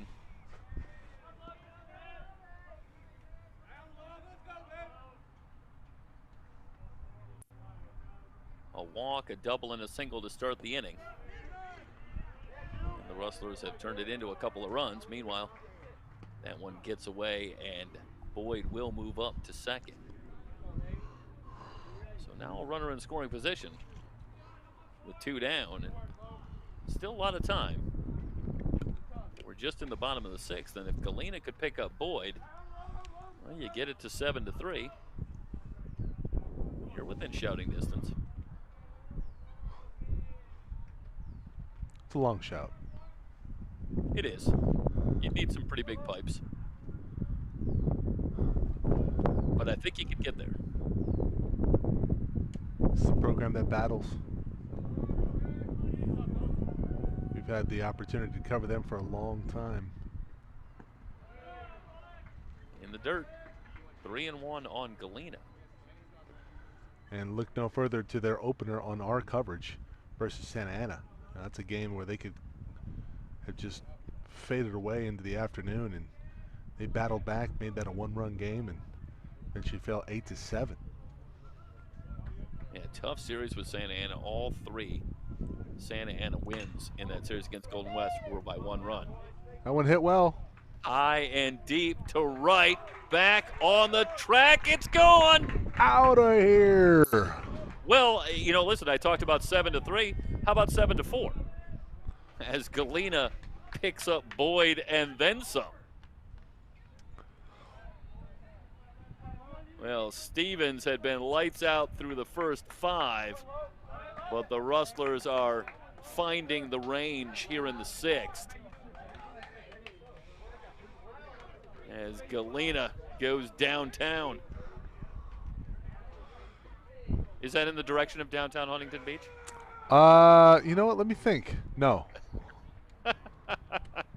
Is it in the direction of downtown Westminster? I was just going to say, probably in the direction of downtown Westminster.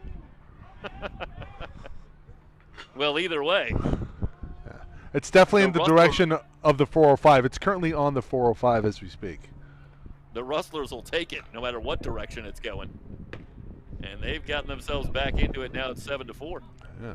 Well, it's swing and a miss for Manzo. The crooked number up there in the 4th for Saddleback, and the Rustlers have put up a crooked number of their own here in the bottom of the 6th. 0-2, and you can almost hear the thoughts of Drew Ramos on the bench thinking, we just got to get this going a little sooner.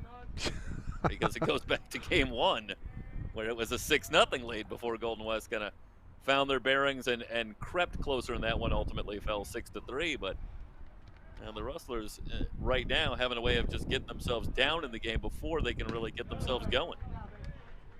1-2. So the Galena home run. And Golden West trying to claw their way back. Manzo's 0 for 2 in the game. 1-2 pitch. Got him with the hook. Manzo down on strikes, but Golden West puts 4 on the board on 3 hits. No errors and nobody left on base. We head to the 7th. Saddleback with a 7-4 lead.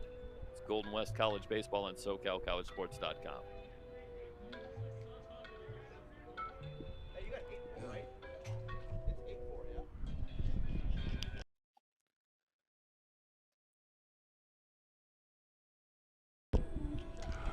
So just a quick correction. Drew Ramos, the head coach for Golden West, just came up to me and said, "You have 8-4." So Stoy, you might have been right. Well, now I'm confused. What is the score? It says 7-4 here, and we're going to see. Well, I've been keeping track of the Hey, runs Coach. and the 8.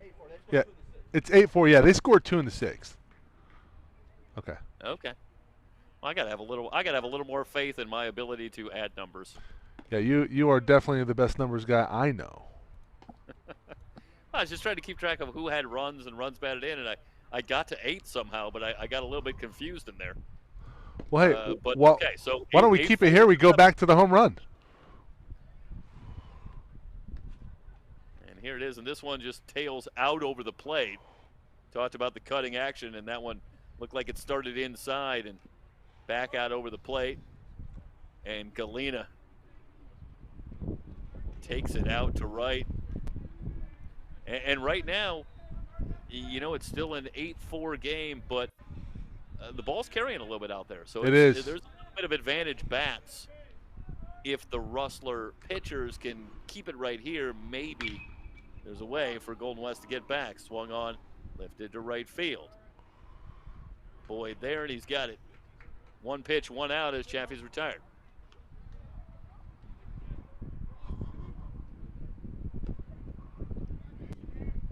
Who's that going to bring up?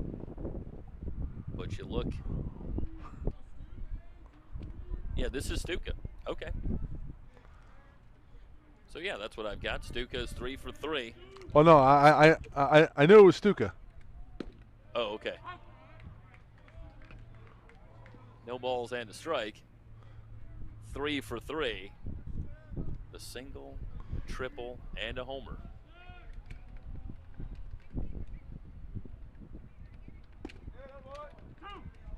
On the outside corner from Merkin. Palpable excitement, Michael. Potentially our first ever cycle. Hey. 0-2 on Stuka.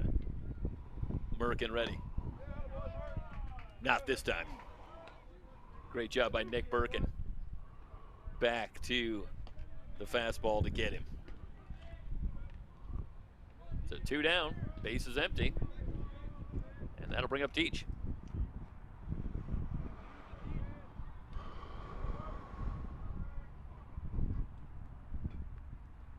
Teach with no official at bat. Hit by a pitch, walked, and a sacrifice fly. With tails inside for a ball. 1 ball and no strikes here in the top of the 7th.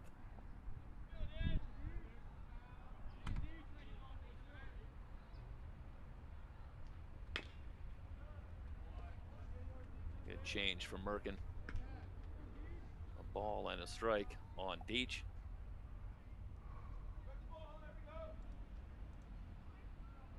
Between the two teams, just 3 pitchers. In this one, we saw an awful lot of pitchers in the first game. Much more of an inning or 2 for each pitcher on both sides. Outside with the breaking ball, 2-1. They've gone to the bottom of the 9th. Mount Sac back out in front, 3-2 against Cypress, trying to avert the sweep. Popped up and out of play. San Ana continuing to lead in the bottom of the 6th over Fullerton. And Orange Coast all over Irvine Valley, 6-0 there in the top of the 7th. We'll see Orange Coast next week in our Golden West coverage, baseball and softball, Tuesday, Thursday, and Friday. Just foul.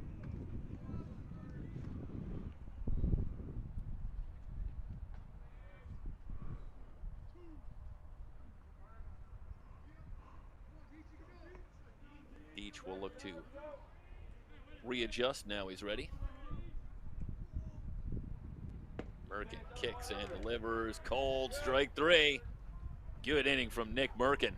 3 up, 3 down, a couple of strikeouts. 7th inning stretch from Golden West. Saddleback with an 8-4 lead over the Rustlers here on SoCalCollegeSports.com.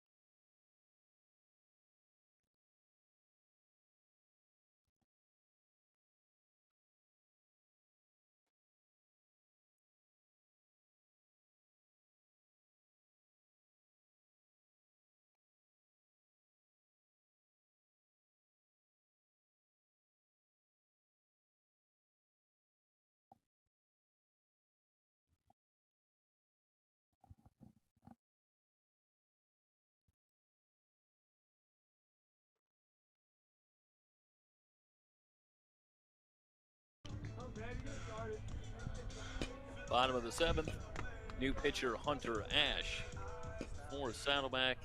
Ash making his 2nd appearance of the season in 2 innings, 2 hits, no walks, 2 strikeouts, 2 runs, none of them earned. No record. As Ash, the right-hander, will take over after Stevens goes 6 and departs with an 8-4 lead. He will work to Lapiner, Jenkins, and Dorsey at the bottom of the order, 2 up for Golden West. Rustlers trailed at 8-0. They've cut it to 8-4. And to come all the way back. And there is Lapiner. 1-0 from Ash. High again. 2 balls, no strikes.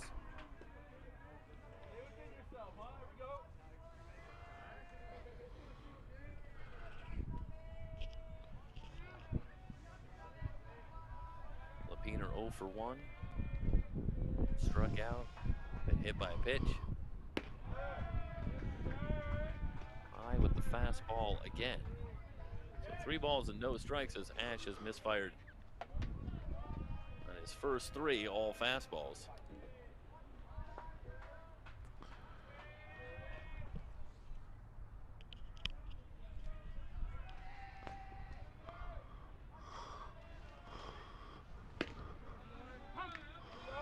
In for a strike. 3-1 on Lapiner. First appearance of the series for Ash as well, so the first look for the Rustlers at Hunter Ash.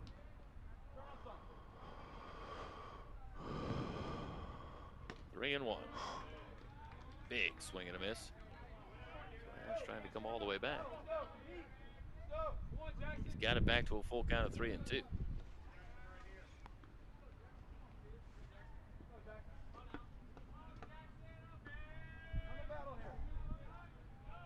Well, it's been all fastballs so far. Let's see if he brings one more to Lapiner. Indeed he does, and it just misses outside. So a leadoff walk It was a good for call. Painter and the Rustlers.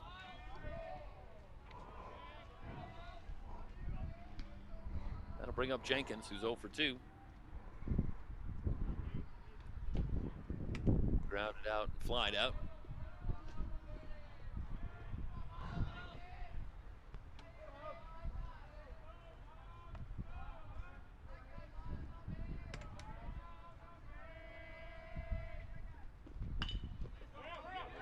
Check swing.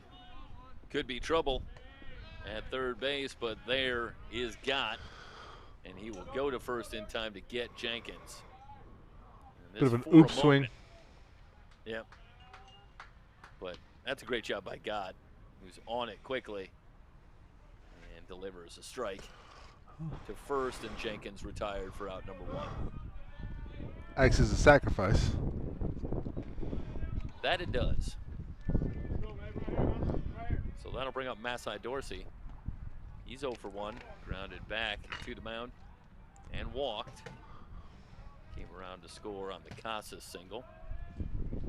At 4-run 6th, he had a cut. 4 balls and a strike on Dorsey. Orduña waits on deck. Rustlers looking for a couple of base runners here. At the bottom of the 7th. They trailed this one at 1.8 to nothing.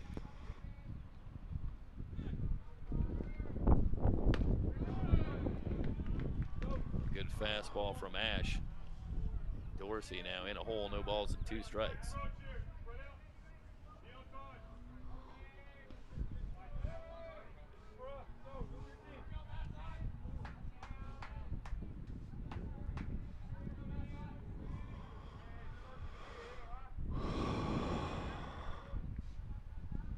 Lapiner away from second. 0-2 pitch. Stays alive. Wow. It looked like he was on that one pretty good. You know, the old adage when you foul it straight back, it's usually a good indicator that the batter was on it but just missed it. Let's see, that was a little more down in the zone.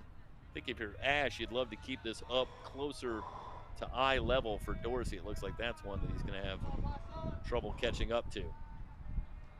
See how Ash looks to work with an 0-2 count. A look back at Lapiner. Back at second.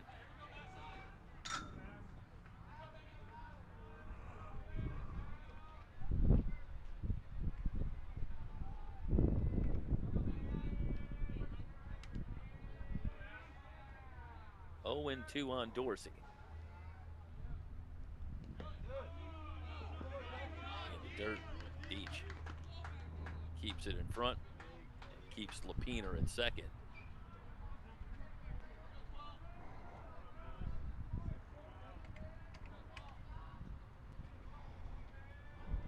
Ball and 2 strikes. Dorsey 0 for 3 in the series.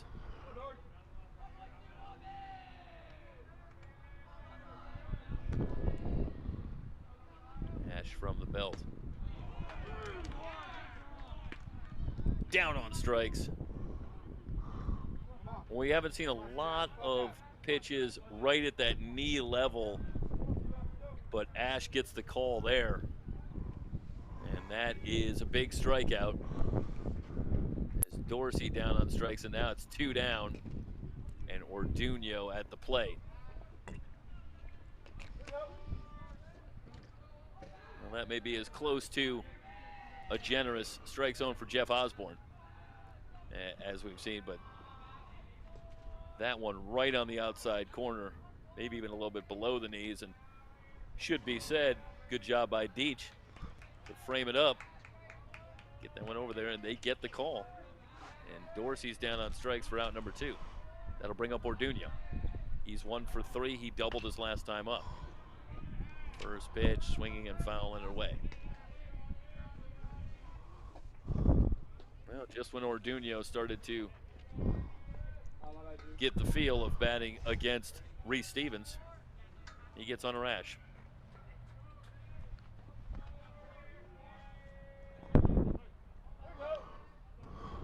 Was able to pick up his second hit of the series against Saddleback. These Saddleback pitchers up and down the roster have been tough in this series. Off speed, a little bit outside for a ball, and a strike. And you look at the scores, and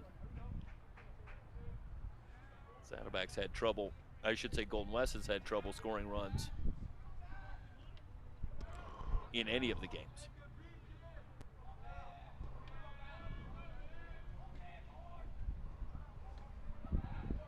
They have lost 2-1, 13-2, and 5-2. Or I should say 13-2, 5-2, 6-3. And now they trail this one 8-4. So even in this game, this is their best offensive output.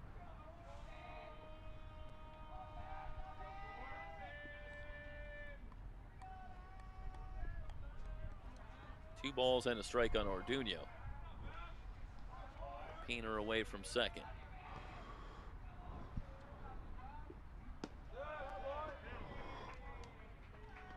Inside and low.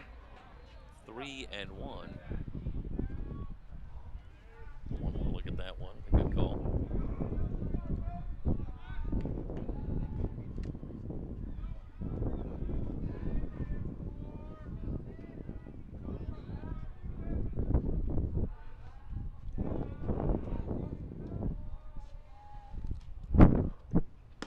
Ash with a look, now comes home. Blew the fastball by him. 3 balls and 2 strikes. That is Orduno probably going after ball 4. But it can be tough to lay off that fastball up around the letters.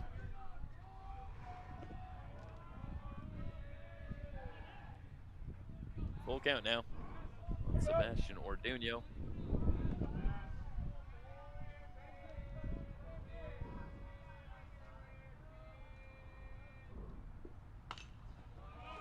Ash with the payoff pitch, and Orduno fouls that one away.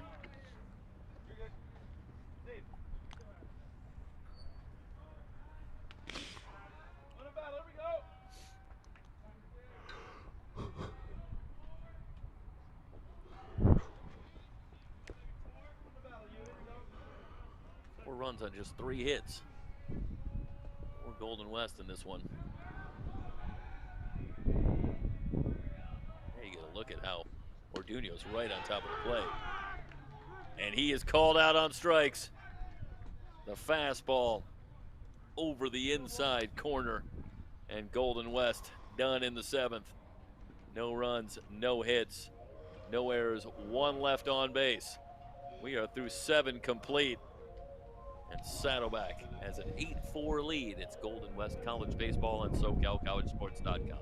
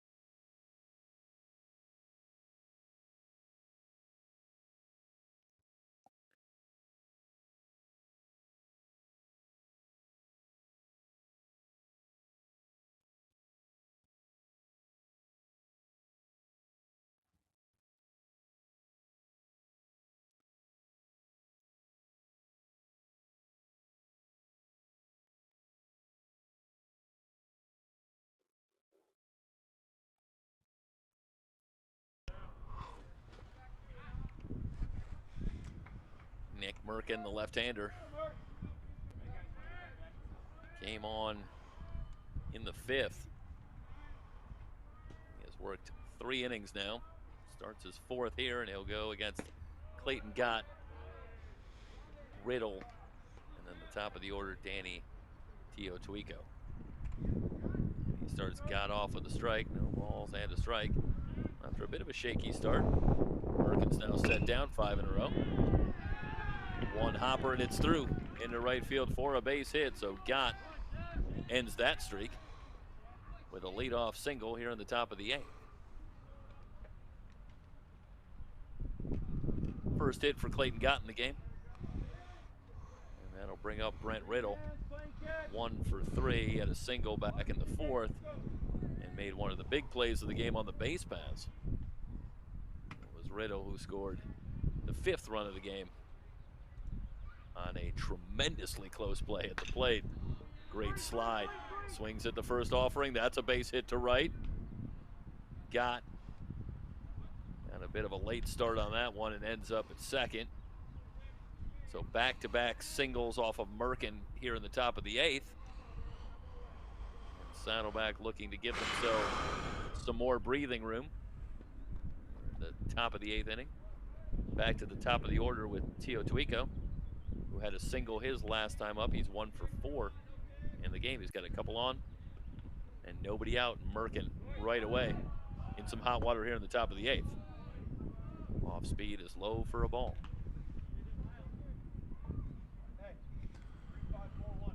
Well, in our coverage of almost 2 games, Mike, we've seen a tremendous amount of really good baseball in all phases of the game. But to my memory, I'm not sure I've seen anyone lay down a successful sacrifice bunt. And that may speak a lot to the pitchers as much as anything. But it has been difficult for the teams that we've seen so far to get a bunt down. And it looked there like Tio Tuico wanted to. And indeed, he'll square up again. See if he can do it. Pulls back, takes that one high, 2 balls and no strikes. Yeah, and unless you count that oops bump. Right. The swinging bunt. The swinging bunt. There you go. Yeah. Yeah, that ended up doing the job. And as I say, it's it's just one of those things. It's a very small sample size, of course, but seen some guys trying to get some bunts down. And it goes back to a familiar refrain in our coverage of, the long layoff and how there is going to be a little bit of rust from a lack of repetition in some areas of the game, just because you're not getting the opportunity to run the drills as often and to get as much practice in as you normally do. So maybe that is one of those areas that will come back a little more slowly compared to some of the areas of the game. In any event, it's 2 balls and a strike, and now Tio Tuico appears to not even be offering at the bunt. Decision made maybe to let him swing away and see if they can get something going there. Hard to say things aren't working when you got 8 runs on the board. Obviously, some things are going right. And now as I say that, he squares and gets this one down. Good bunt. Merkin has to go to first. High throw. And it looks like everybody's going to be safe. I'm not sure, even with a throw that was on the money, that he was going to get Danny Tio Tuico. Watch here. No chance to get anybody. And actually, as I watched that replay, Mike, I think a throw online would have gotten him. So we'll see if they call this an error. God, it. Yeah. That is Jenkins having to get off the base there and keeps it in front of him. But I got to believe that's going to go down as a throwing error on Merkin.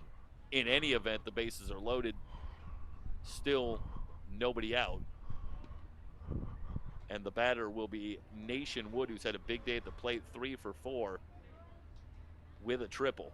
He's got 3 runs batted in the game. And Mike, maybe you can let me know if they end up calling that an error, just for my own scorebook. I'm not seeing an error on there. I think they're ruling that they probably weren't going to get him anyway. I think that was probably the initial call. I do not see an error up on the board. All right, so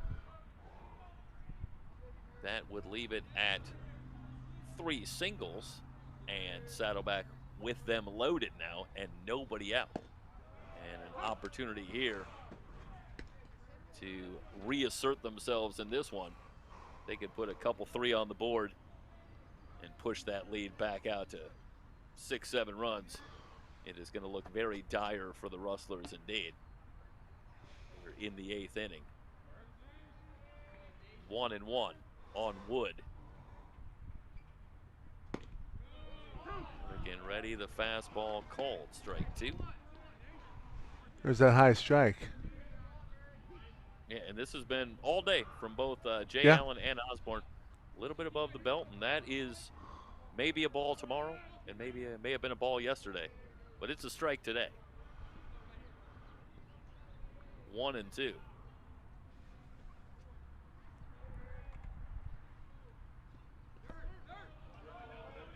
Off speed, and this one squirts away, but everyone going to stay put. 2 balls, 2 strikes now on Wood, who is having a monster day and a monster series.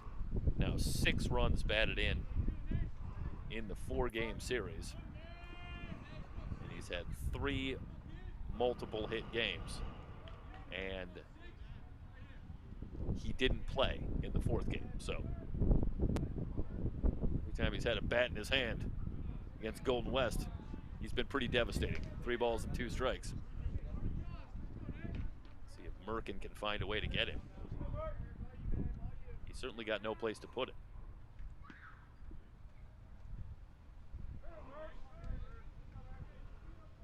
Like to see him take his chances here with that fastball. A little bit up over belt high. Lefty on lefty, that might be a tough pitch for Wood to handle.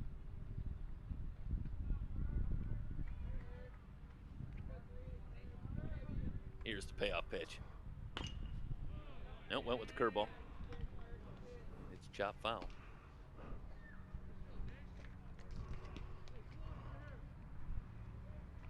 Good battle between Nick Merkin and Nation Wood.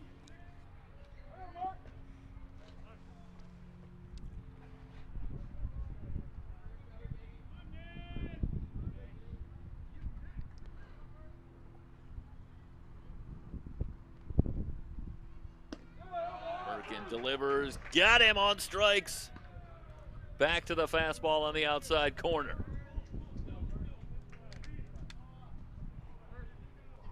Well, that's big for the Rustlers.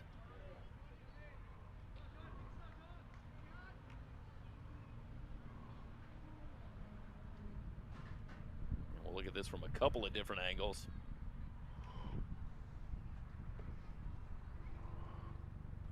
Wood retired on the strikeout, and that'll bring up Boehm, and we'll have a pitching change. Come back and tell you about the new pitcher. We're watching Rustler Baseball here on SoCalCollegeSports.com.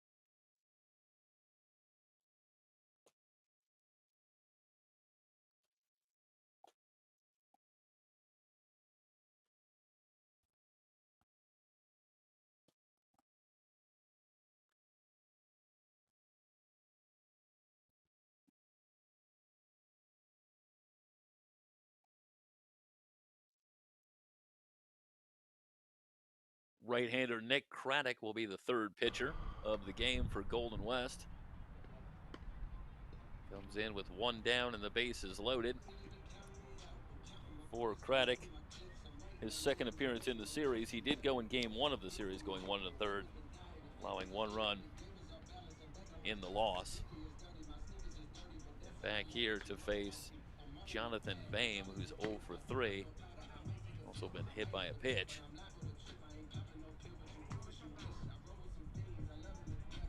Overall on the season, Craddock makes his 3rd appearance.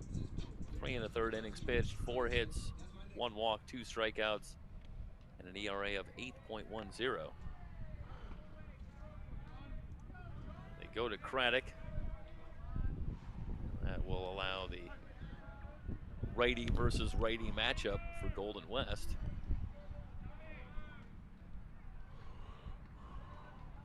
Montgomery Burns would tell you that that's what managers call playing the percentages. That's how big league managers win ball games. As I'm going all the way back to season 3 of The Simpsons. No balls and a strike. What a classic timeless episode. Was that about 30 seasons ago? It is really exactly that. You're not off on the numbers. I know that sounds like hyperbole when you first say it, but with the Simpsons, it's really not. He starts Boehm off with a strike, so no balls and a strike. Craddock ready. And again at the knees, and he's on top of Boehm. No balls and 2 strikes. Boehm came into action today, having a big series against Rustler pitching. He was 4 for 8 with 3 runs batted in over the first 2 games. He's been held at bay so far today. Craddock looking to do it just a little bit longer. 0-2 pitch. Popped up and out of play. Well, I know Emery would be talking about how Craddock there, very intentional with that pitch. As you saw the first 2 pitches at the knees, that one up closer to eye level. So he'd be talking about how it's important, especially against a good hitter like Boehm. Want to try and change the eye level to set up another pitch. So we'll see what happens here with the count 0-2. Back down. Lined on the left side. It's through for a base hit. That's going to score 1. They'll hold the runners there. So Boehm wins the battle as he finds the hold on the left side with an RBI single, 5th hit of the series for Boehm, and now his 5th run batted in the series. As he brings home Gott with an RBI single, and Saddleback pushes the lead back out to 9-4. Now, good hitters will make it tough. And Craddock threw a couple of very good pitches, but he couldn't get the job done against Boehm, who comes out with the 2-strike single. Good piece of hitting. And Saddleback back out in front 9-4, and now the imminently dangerous David Leboida at the plate. Massive power, 2 home runs already on the season. He's 1 for 4 today. And for Craddock, danger here. And this one is ripped but foul. Now it's a ball and a strike. He can ill afford to make a mistake against this guy.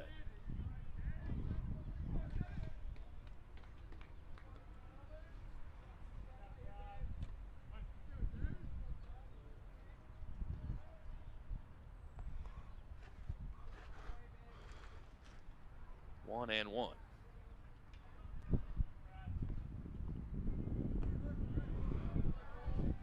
How about the life of a relief pitcher? And Nick Craddock, you come in, bases loaded, to face 2 of the most dangerous hitters in the lineup. It's pretty That's brutal. your assignment. That's your assignment for the day. 2 balls and a strike. Now on Leboida. Wasn't Emery a middle reliever? Yeah, I think he did middle long relief. This one's ripped up the line. It's a base hit. Another run will score. They'll wave the run in. It's a 2-run single for Leboida. And the lead is now 11-4. And this is just a good job of turning on a pitch by Leboida. Up in the zone, quick bat. And he gets it by Galena at first.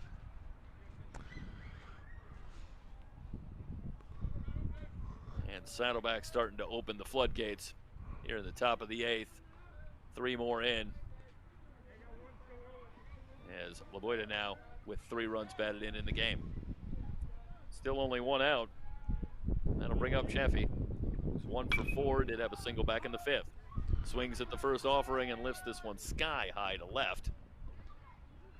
Manzo has it.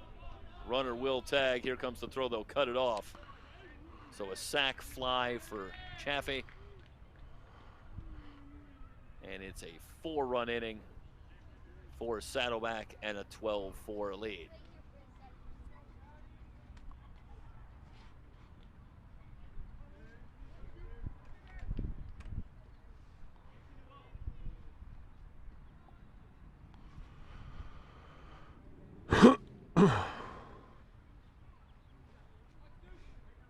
And that'll bring up Stuka, who's 3 for 4. Massive day at the plate. Inside for a ball.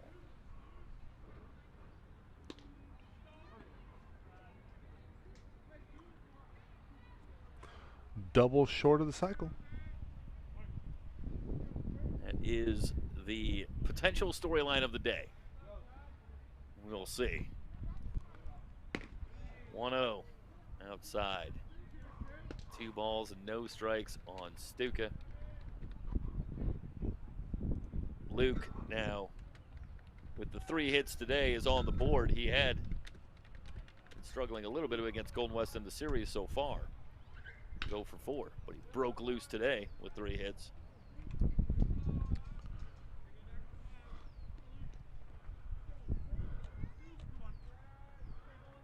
Two balls and a strike.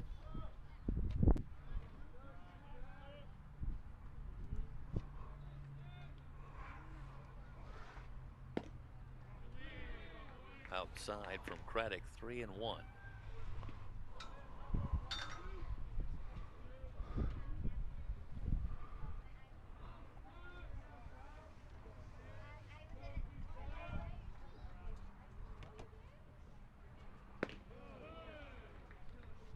Instead, it's a walk. So Stuka, a 2-out walk. 2 on, 2 out. That'll bring up Deach as Saddleback has batted around here in the 8th. It was 8-4, now it's 12-4. Saddleback closing in on what would be a 4-game sweep and a 6-2 start to their 2021 campaign. A couple other scores. Still no update from Cypress in the bottom of the 9th, the 3-2 lead from Mount Sac in the bottom of the 7th. Santa Ana leading Fullerton 4-2. And in the bottom of the 8th, Orange Coast leading Irvine Valley 8-0. Popped up, shallow center, moving back. It's going to be Jenkins who will take it to retire the side, but not before Saddleback bats around 4 runs on 5 hits. No errors, 2 left on base. Heading to the bottom of the 8th from Golden West, it's Saddleback with a 12-4 lead. Rustler Baseball on SoCalCollegeSports.com.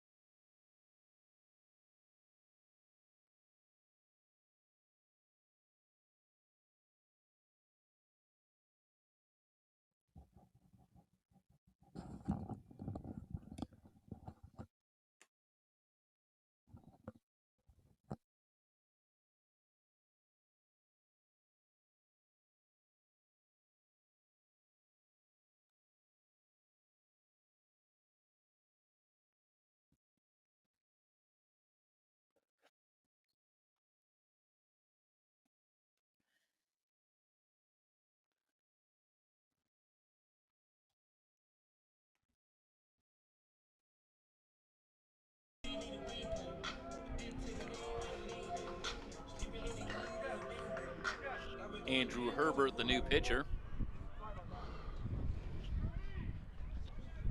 As he takes over after Ash goes an inning. And he'll work to Casas, Boyd, and Andel Volge. Bottom of the 8th. Saddleback in control. They lead it 8-4.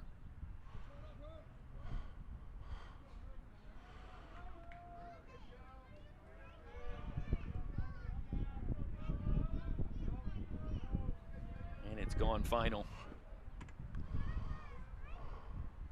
Herbert. First pitch, and Casas fouls it away for a strike. Check that, still no update from Cypress.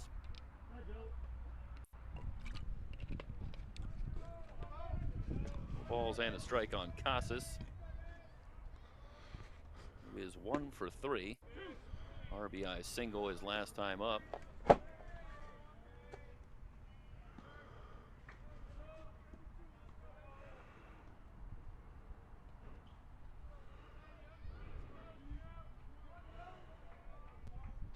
Herbert ready. Here's the 0-2 to Casas.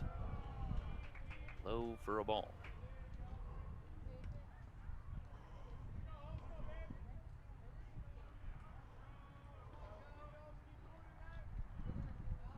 Herbert making his 3rd appearance of the season, a record of 1-0.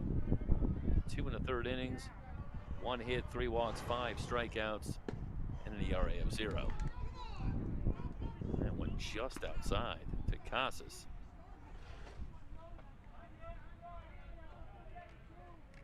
Mike, can you give me the count? I have 2-2. Thank you. 2 balls and 2 strikes on Casas. Yeah, it looked like it had a lot of the plate to me, but Herbert doesn't get the call, and Casas gets another life. Popped up. Shallow center, and it's Riddle for out number 1. Casas retired. 1 down. And Julian Boyd will be the batter. He's 0 for 3. Boyd came into action today having hit in his last 5, which would be the whole season, so hitting all 5. But he's 0 for 3 in this one, so last opportunity here to keep the modest hit streak alive. Boyd at .320 for the season, 8 for 25. He does have a run batted in and a run scored, having reached on the fielder's choice his last time up. Twisting down the left field line. Foul. This one is foul. So a ball and a strike on Julian Boyd.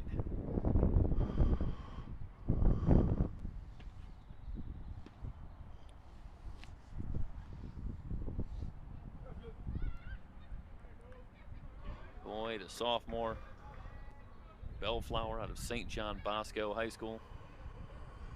A guy that Drew Ramos is very excited about. A lot of tools.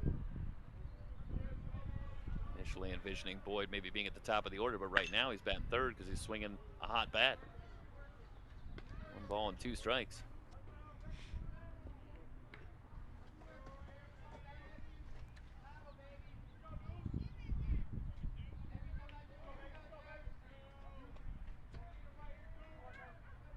I'll tell you, I'm watching on the screen here, Mike, but Herbert looks pretty tall.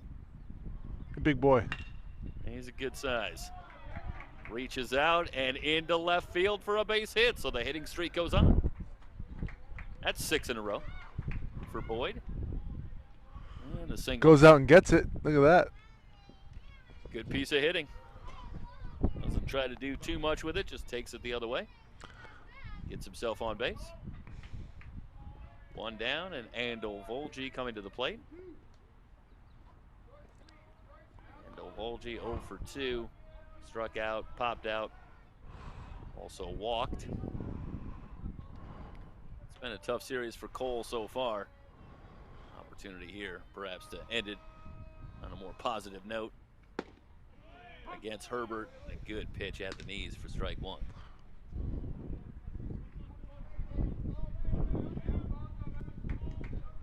Interesting conversation with Drew Ramos. I think I told you about it, Mike, saying that Cole Andel Volge, and I said, that name sounds really familiar. Did he have a brother who played? Did he play at another school maybe? And Drew was telling me, no, this is he just came here. This is the first we played. And I said, boy, I know I've heard that name before.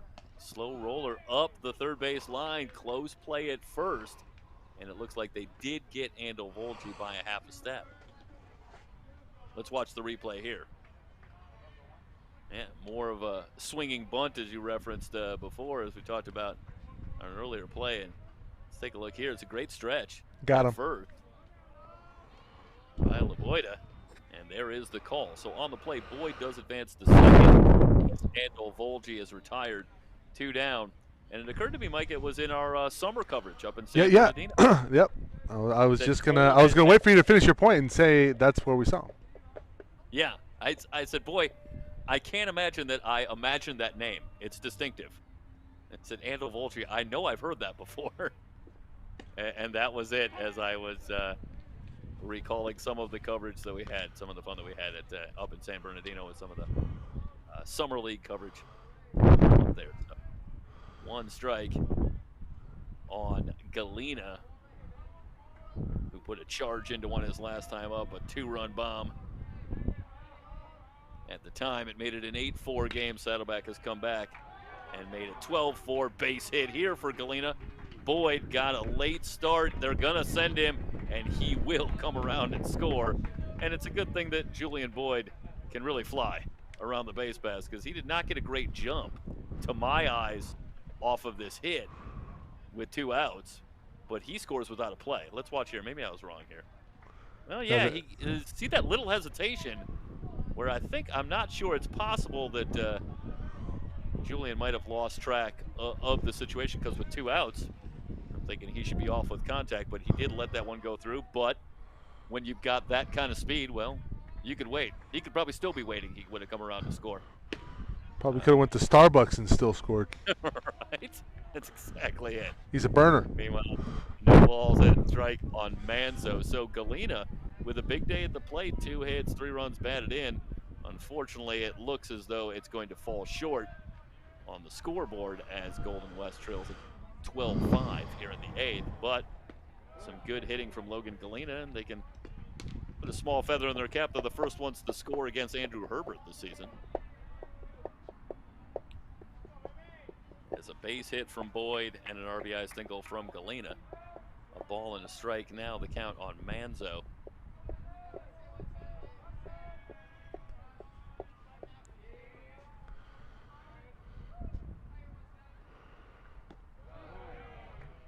Breaking ball low.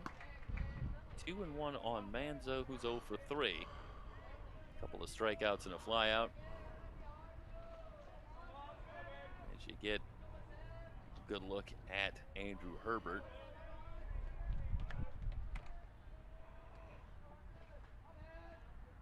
Working from the stretch, Galena with a short lead at first. Swing and a miss. 2-2. And Herbert listed at 6'6", 205. Freshman out of San Clemente High School. Well, you still got a few inches on him, Mike. Don't see too many guys. I don't get to see too many guys that get quite the height that you've got. Just 6'10". Manzo goes after the pitch down low. They will throw to first to complete the strikeout. Herbert's out of the inning. But Golden West scratches one across on 2 hits, no errors. 1 left on base. We head to the 9th. Saddleback with a 12-5 lead. You're watching Golden West College baseball here on SoCalCollegeSports.com.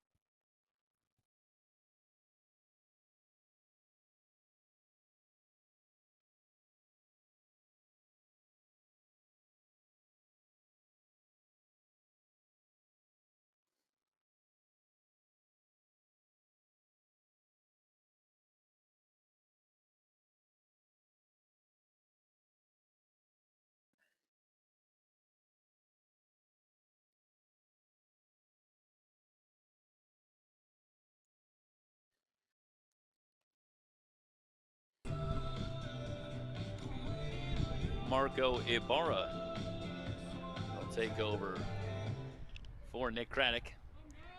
Here in the 9th, it will be Clayton Gott, Brent Riddle, and Danny Teotuico. For Saddleback. Saddleback looking to move it to 6-2 on the season with a win. First pitch from Ibarra high. 1 ball and no strikes.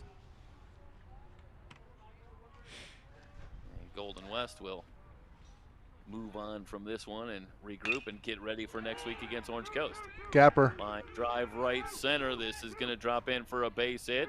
Over to cut it off is Boyd, but he has a little trouble, and that is going to allow Gott to take second.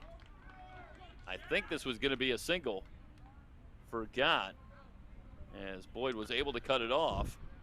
But there you see it squirts away, and on the play, Gott ends up at second. So I don't know if that'll go down as a single or a double, but either way, Gott at second to start things off here in the 9th against Ibarra. 15th hit of the day for Saddleback. Still no errors. No errors. Okay. Well, then there's the answer. They'll go ahead and call that a double for Clayton Gott. Meanwhile, no balls and a strike on Riddle, who's already got a couple of hits and a couple of runs scored in the game. Ibarra ready, back to the breaking ball. Ball and a strike. For Ibarra, his second appearance in the series, he went back in game 1, going an inning allowing 3 runs, and he gets another crack here against Saddleback.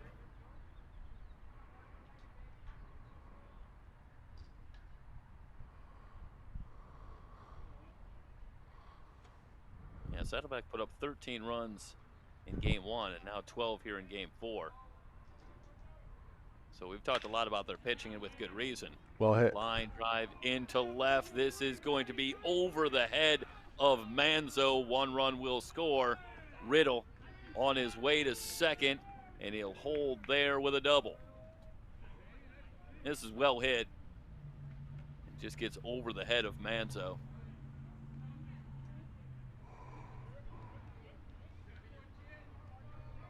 First RBI today for Riddle. So now that's 2 games in this series. Saddleback has put 13 on the board, and talk about the pitching and the defense, and it's been an impressive performance all the way around today, because the bats have certainly been there as well. No balls and a strike now on Danny Teotuico, who's 2 for 5 in the game with a couple of runs scored.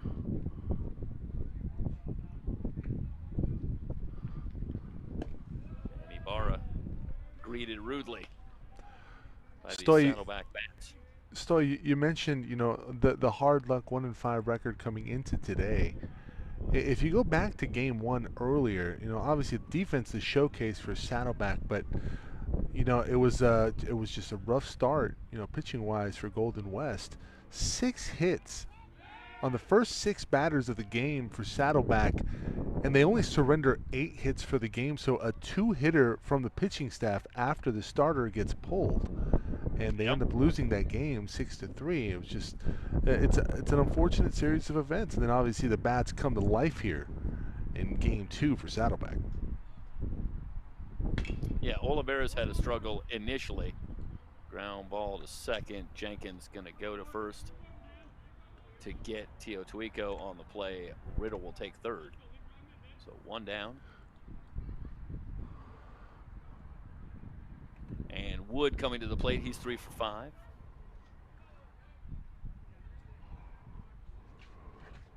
But yeah, after Oliveira's, who had some trouble out of the gate in our first game today, yeah, great job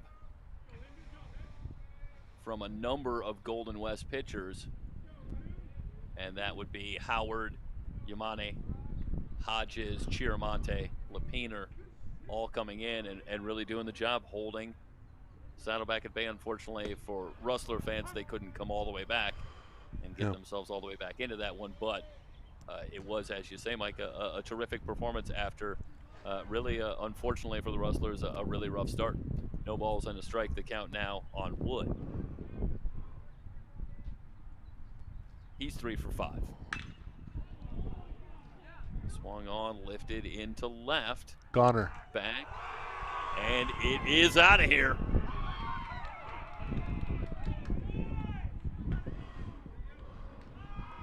Well, Man. How about Wood? 4 hits on the day. He's going to run out of time in his search for the cycle because he's got 2 singles, a triple, and a homer now. Well, let's take a look at this one again, and it's hit well. And again, Manzo with a few steps back, but all he could do is look up and watch this one go. Well, what's the hot topic of today, Stoy, in baseball? Launch angle. Yeah, that thing was not launched. launch velocity, as I also saw. Exit velocity, launch angle, that had all of it. exit velocity, that was it. Incidentally, Nation Wood now with 5 runs batted in the game, so that's a monster stat line. 4 for 6, 5 runs batted in. Yeah. Home run and a triple, and now a ball and no strikes to count on Jonathan Boehm. And it doesn't get a whole lot easier. It's the heart of the order due up for Marco Ibarra. And he's got to find his way here as he is having a struggle against these Saddleback bats. Boehm's 1 for 4, been hit by a pitch. 2 balls and no strikes, and there is the right-hander Marco Ibarra. Back to the screen, 2-1.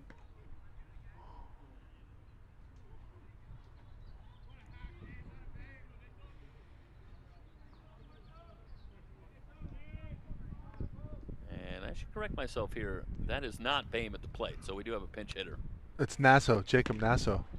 Okay, so Nasso plays center field. Game 1. Yep. Had an unbelievable play.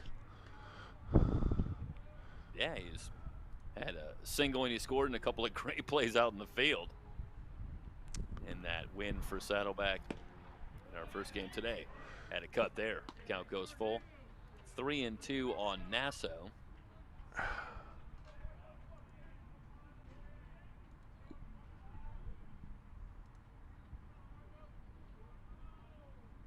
Ibarra ready. Here's the payoff pitch. Ground ball to first. Galena knocks it down. Now he'll flip last second to Ibarra. And it will be in time to get Nasso hustling down the line. This is when Galena with a little more trouble on this one than he would have wanted, but stayed after it and got it to Ibarra covering. Let's go back to number 2. Let's go back to the play earlier today from Nasso. I want you guys to watch this here. Watch this catch. And he had a couple of them, but this one really stood out. Yeah, that was the second one. He also laid out, I believe, an inning earlier on a ball hit to left center. And Saddleback has been solid from the field really much of the season, but they were really doing some glove work in that first game. Yeah. Going back to an unbelievable play by Wood at second base to take away a run from Golden West. Curveball from Ibarra is in for a strike now. No balls and 2 strikes on another pinch hitter. And Stoy, those were, when you put those plays into context, those were with runners in scoring position, both of them. Robbie Weisskattel. And Weisskattel down on strikes. They'll throw down to finish it off, but Saddleback adds 3 more. The big blow, a 2-run homer off the bat of Nation Wood. We head to the bottom of the 9th, 15-5. Saddleback with the lead over Golden West on SoCalCollegeSports.com.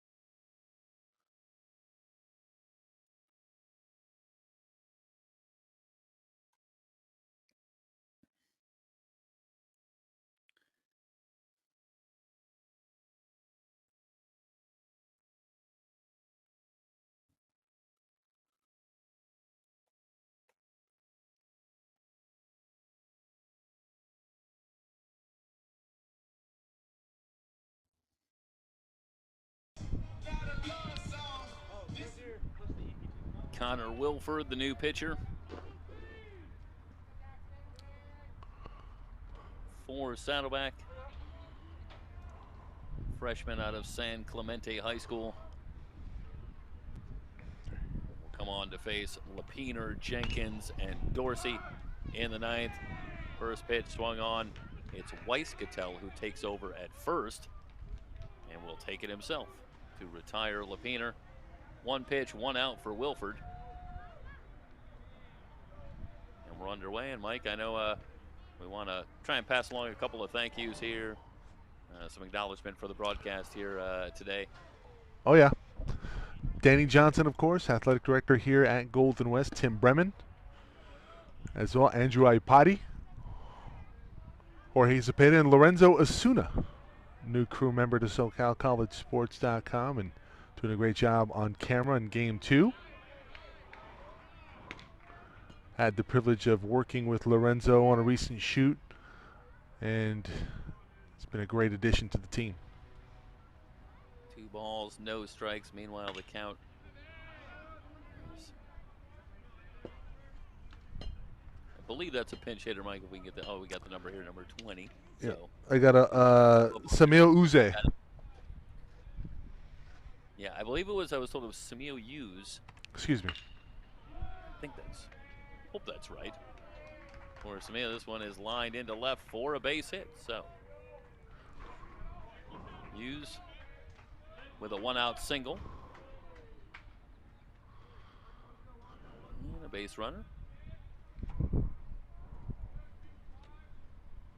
For Golden West. And as always, thanks to Jorge Zepeda and Mike Zepeda. Mike for Thanks, producing and directed the broadcast.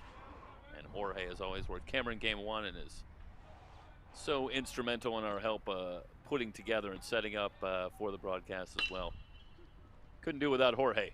Ground ball to short. They'll go to second for 1. The relay, not in time.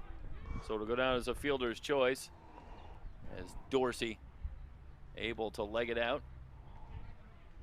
2 down now. Let's watch the replay there. And Weisskattel, boy, I'll tell you, it's a pretty good pick from Weisskattel at first. I think he's. Well. Yeah, he's off the bag. Boy, that's a great job. Yeah, I don't know if you can see from where you are, Mike, but from that camera angle, that is fantastic because you can see that the foot comes off the bag, and that's a great call by Jay Allen out in the field. First pitch swung on, a base hit to left for Orduño. So 2 on now, 2 out. And Wilford trying to close it out. Stoy, before we do take this out, I did want to mention, got a chance to hear back from Tony Bones, our color commentator and analyst when we're up at the 3C2A. I reached out to him today, see if he could come on. He was a little busy. It was a little late notice, but wanted to see if he could maybe join us. But he is interested in the idea, and hopefully down the season we might be able to get Tony Barbone. He's the athletic director at Pasadena City, on as color commentator later this year. So that would be a fantastic thing, you know, something that we can lay the groundwork for when we get back up and running at the 3C2A next year. I believe that's going to be held at Folsom Lake. And Coach, just want to reach out and say, hey, we miss you, buddy. We want to hear you and see you back in the booth soon. Can't wait. Hey, Mike, can you tell, is that, it's not Casas at the plate, I believe. I believe we have another pinch hitter somewhere. Yes, I believe it's Joe Yost. So Joe Yost back at the plate, and he will pinch hit for Casas. With 2 down, he's down in the count now. No balls and 2 strikes. Wilford trying to shut the door and move Saddleback to 6-2 on the season. This is outside with a fastball. 1-2. We will return next Tuesday. It'll be baseball again. This time it'll be Orange Coast College coming across Huntington Beach, I guess from Costa Mesa, to take on Golden West, a renewal of the rivalry. Swinging bunt out in front of home plate, and the throw up over Weisskattel and into the corner. This is going to score at least 1. and they'll hold the runner at third. Yeah, Lamar so going to go score. down as a base hit and an error, I would assume, for Yost. Yep. 7th hit on the day for the Rustlers, 6-run, and the first error for either team will go and be charged to Saddleback.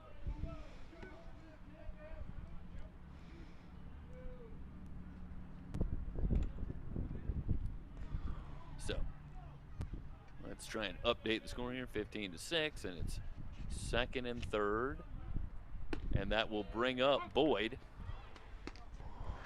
First pitch a strike. So 0-1 on Julian Boyd, who's 1 for 4 in the game. Great job by Yost. Yeah, hustling down the line, and Deach out of there trying to come up with the throw, and a little too much on it. Yeah. You know, I always think about that when a catcher throws, and I think I made a reference to this earlier in the week in our softball coverage, but when a catcher throws to first or third, I can't help but think, well, they're really used to throwing to second. It's true. And it looked like Deach kind of had the second base setting on the throw as he got it up over Weiskettel.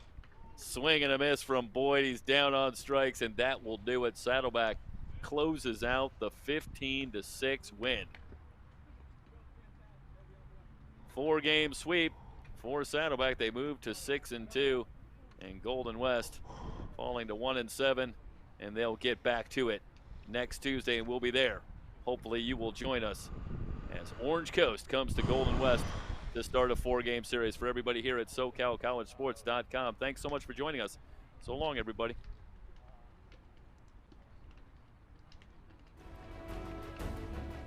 It's down to 2. Final play of the 3rd quarter. Blitz coming, but Tari is swallowed up. Meanwhile, Smith lost the handle. Villela for 3. It's good. Gusto now will rise up from the 5-meter line and score. Terrific ball, and it's up. See if he does. Shot is up. It's good. Baker hits. But it's No! top. Kenny Moore. Wow. One, and now it's McCauley who can finish it out. And he gets the ace. Wilson, here comes the rush. Wilson on the reception, another touchdown for Tariq Wilson. Pass centered up. Great read by Unke. Outside Cruz. Tools it. Looking for Larod down the near side, who's got it inside the 5. And that's victory number 48 without a loss. And OCC, your champion in 2019. And to it. The end of a tough year, San Antonio David once again, the Hawks soaring over all they survey. We have a new champ. It's Fullerton College, and the Hornets are in 2019.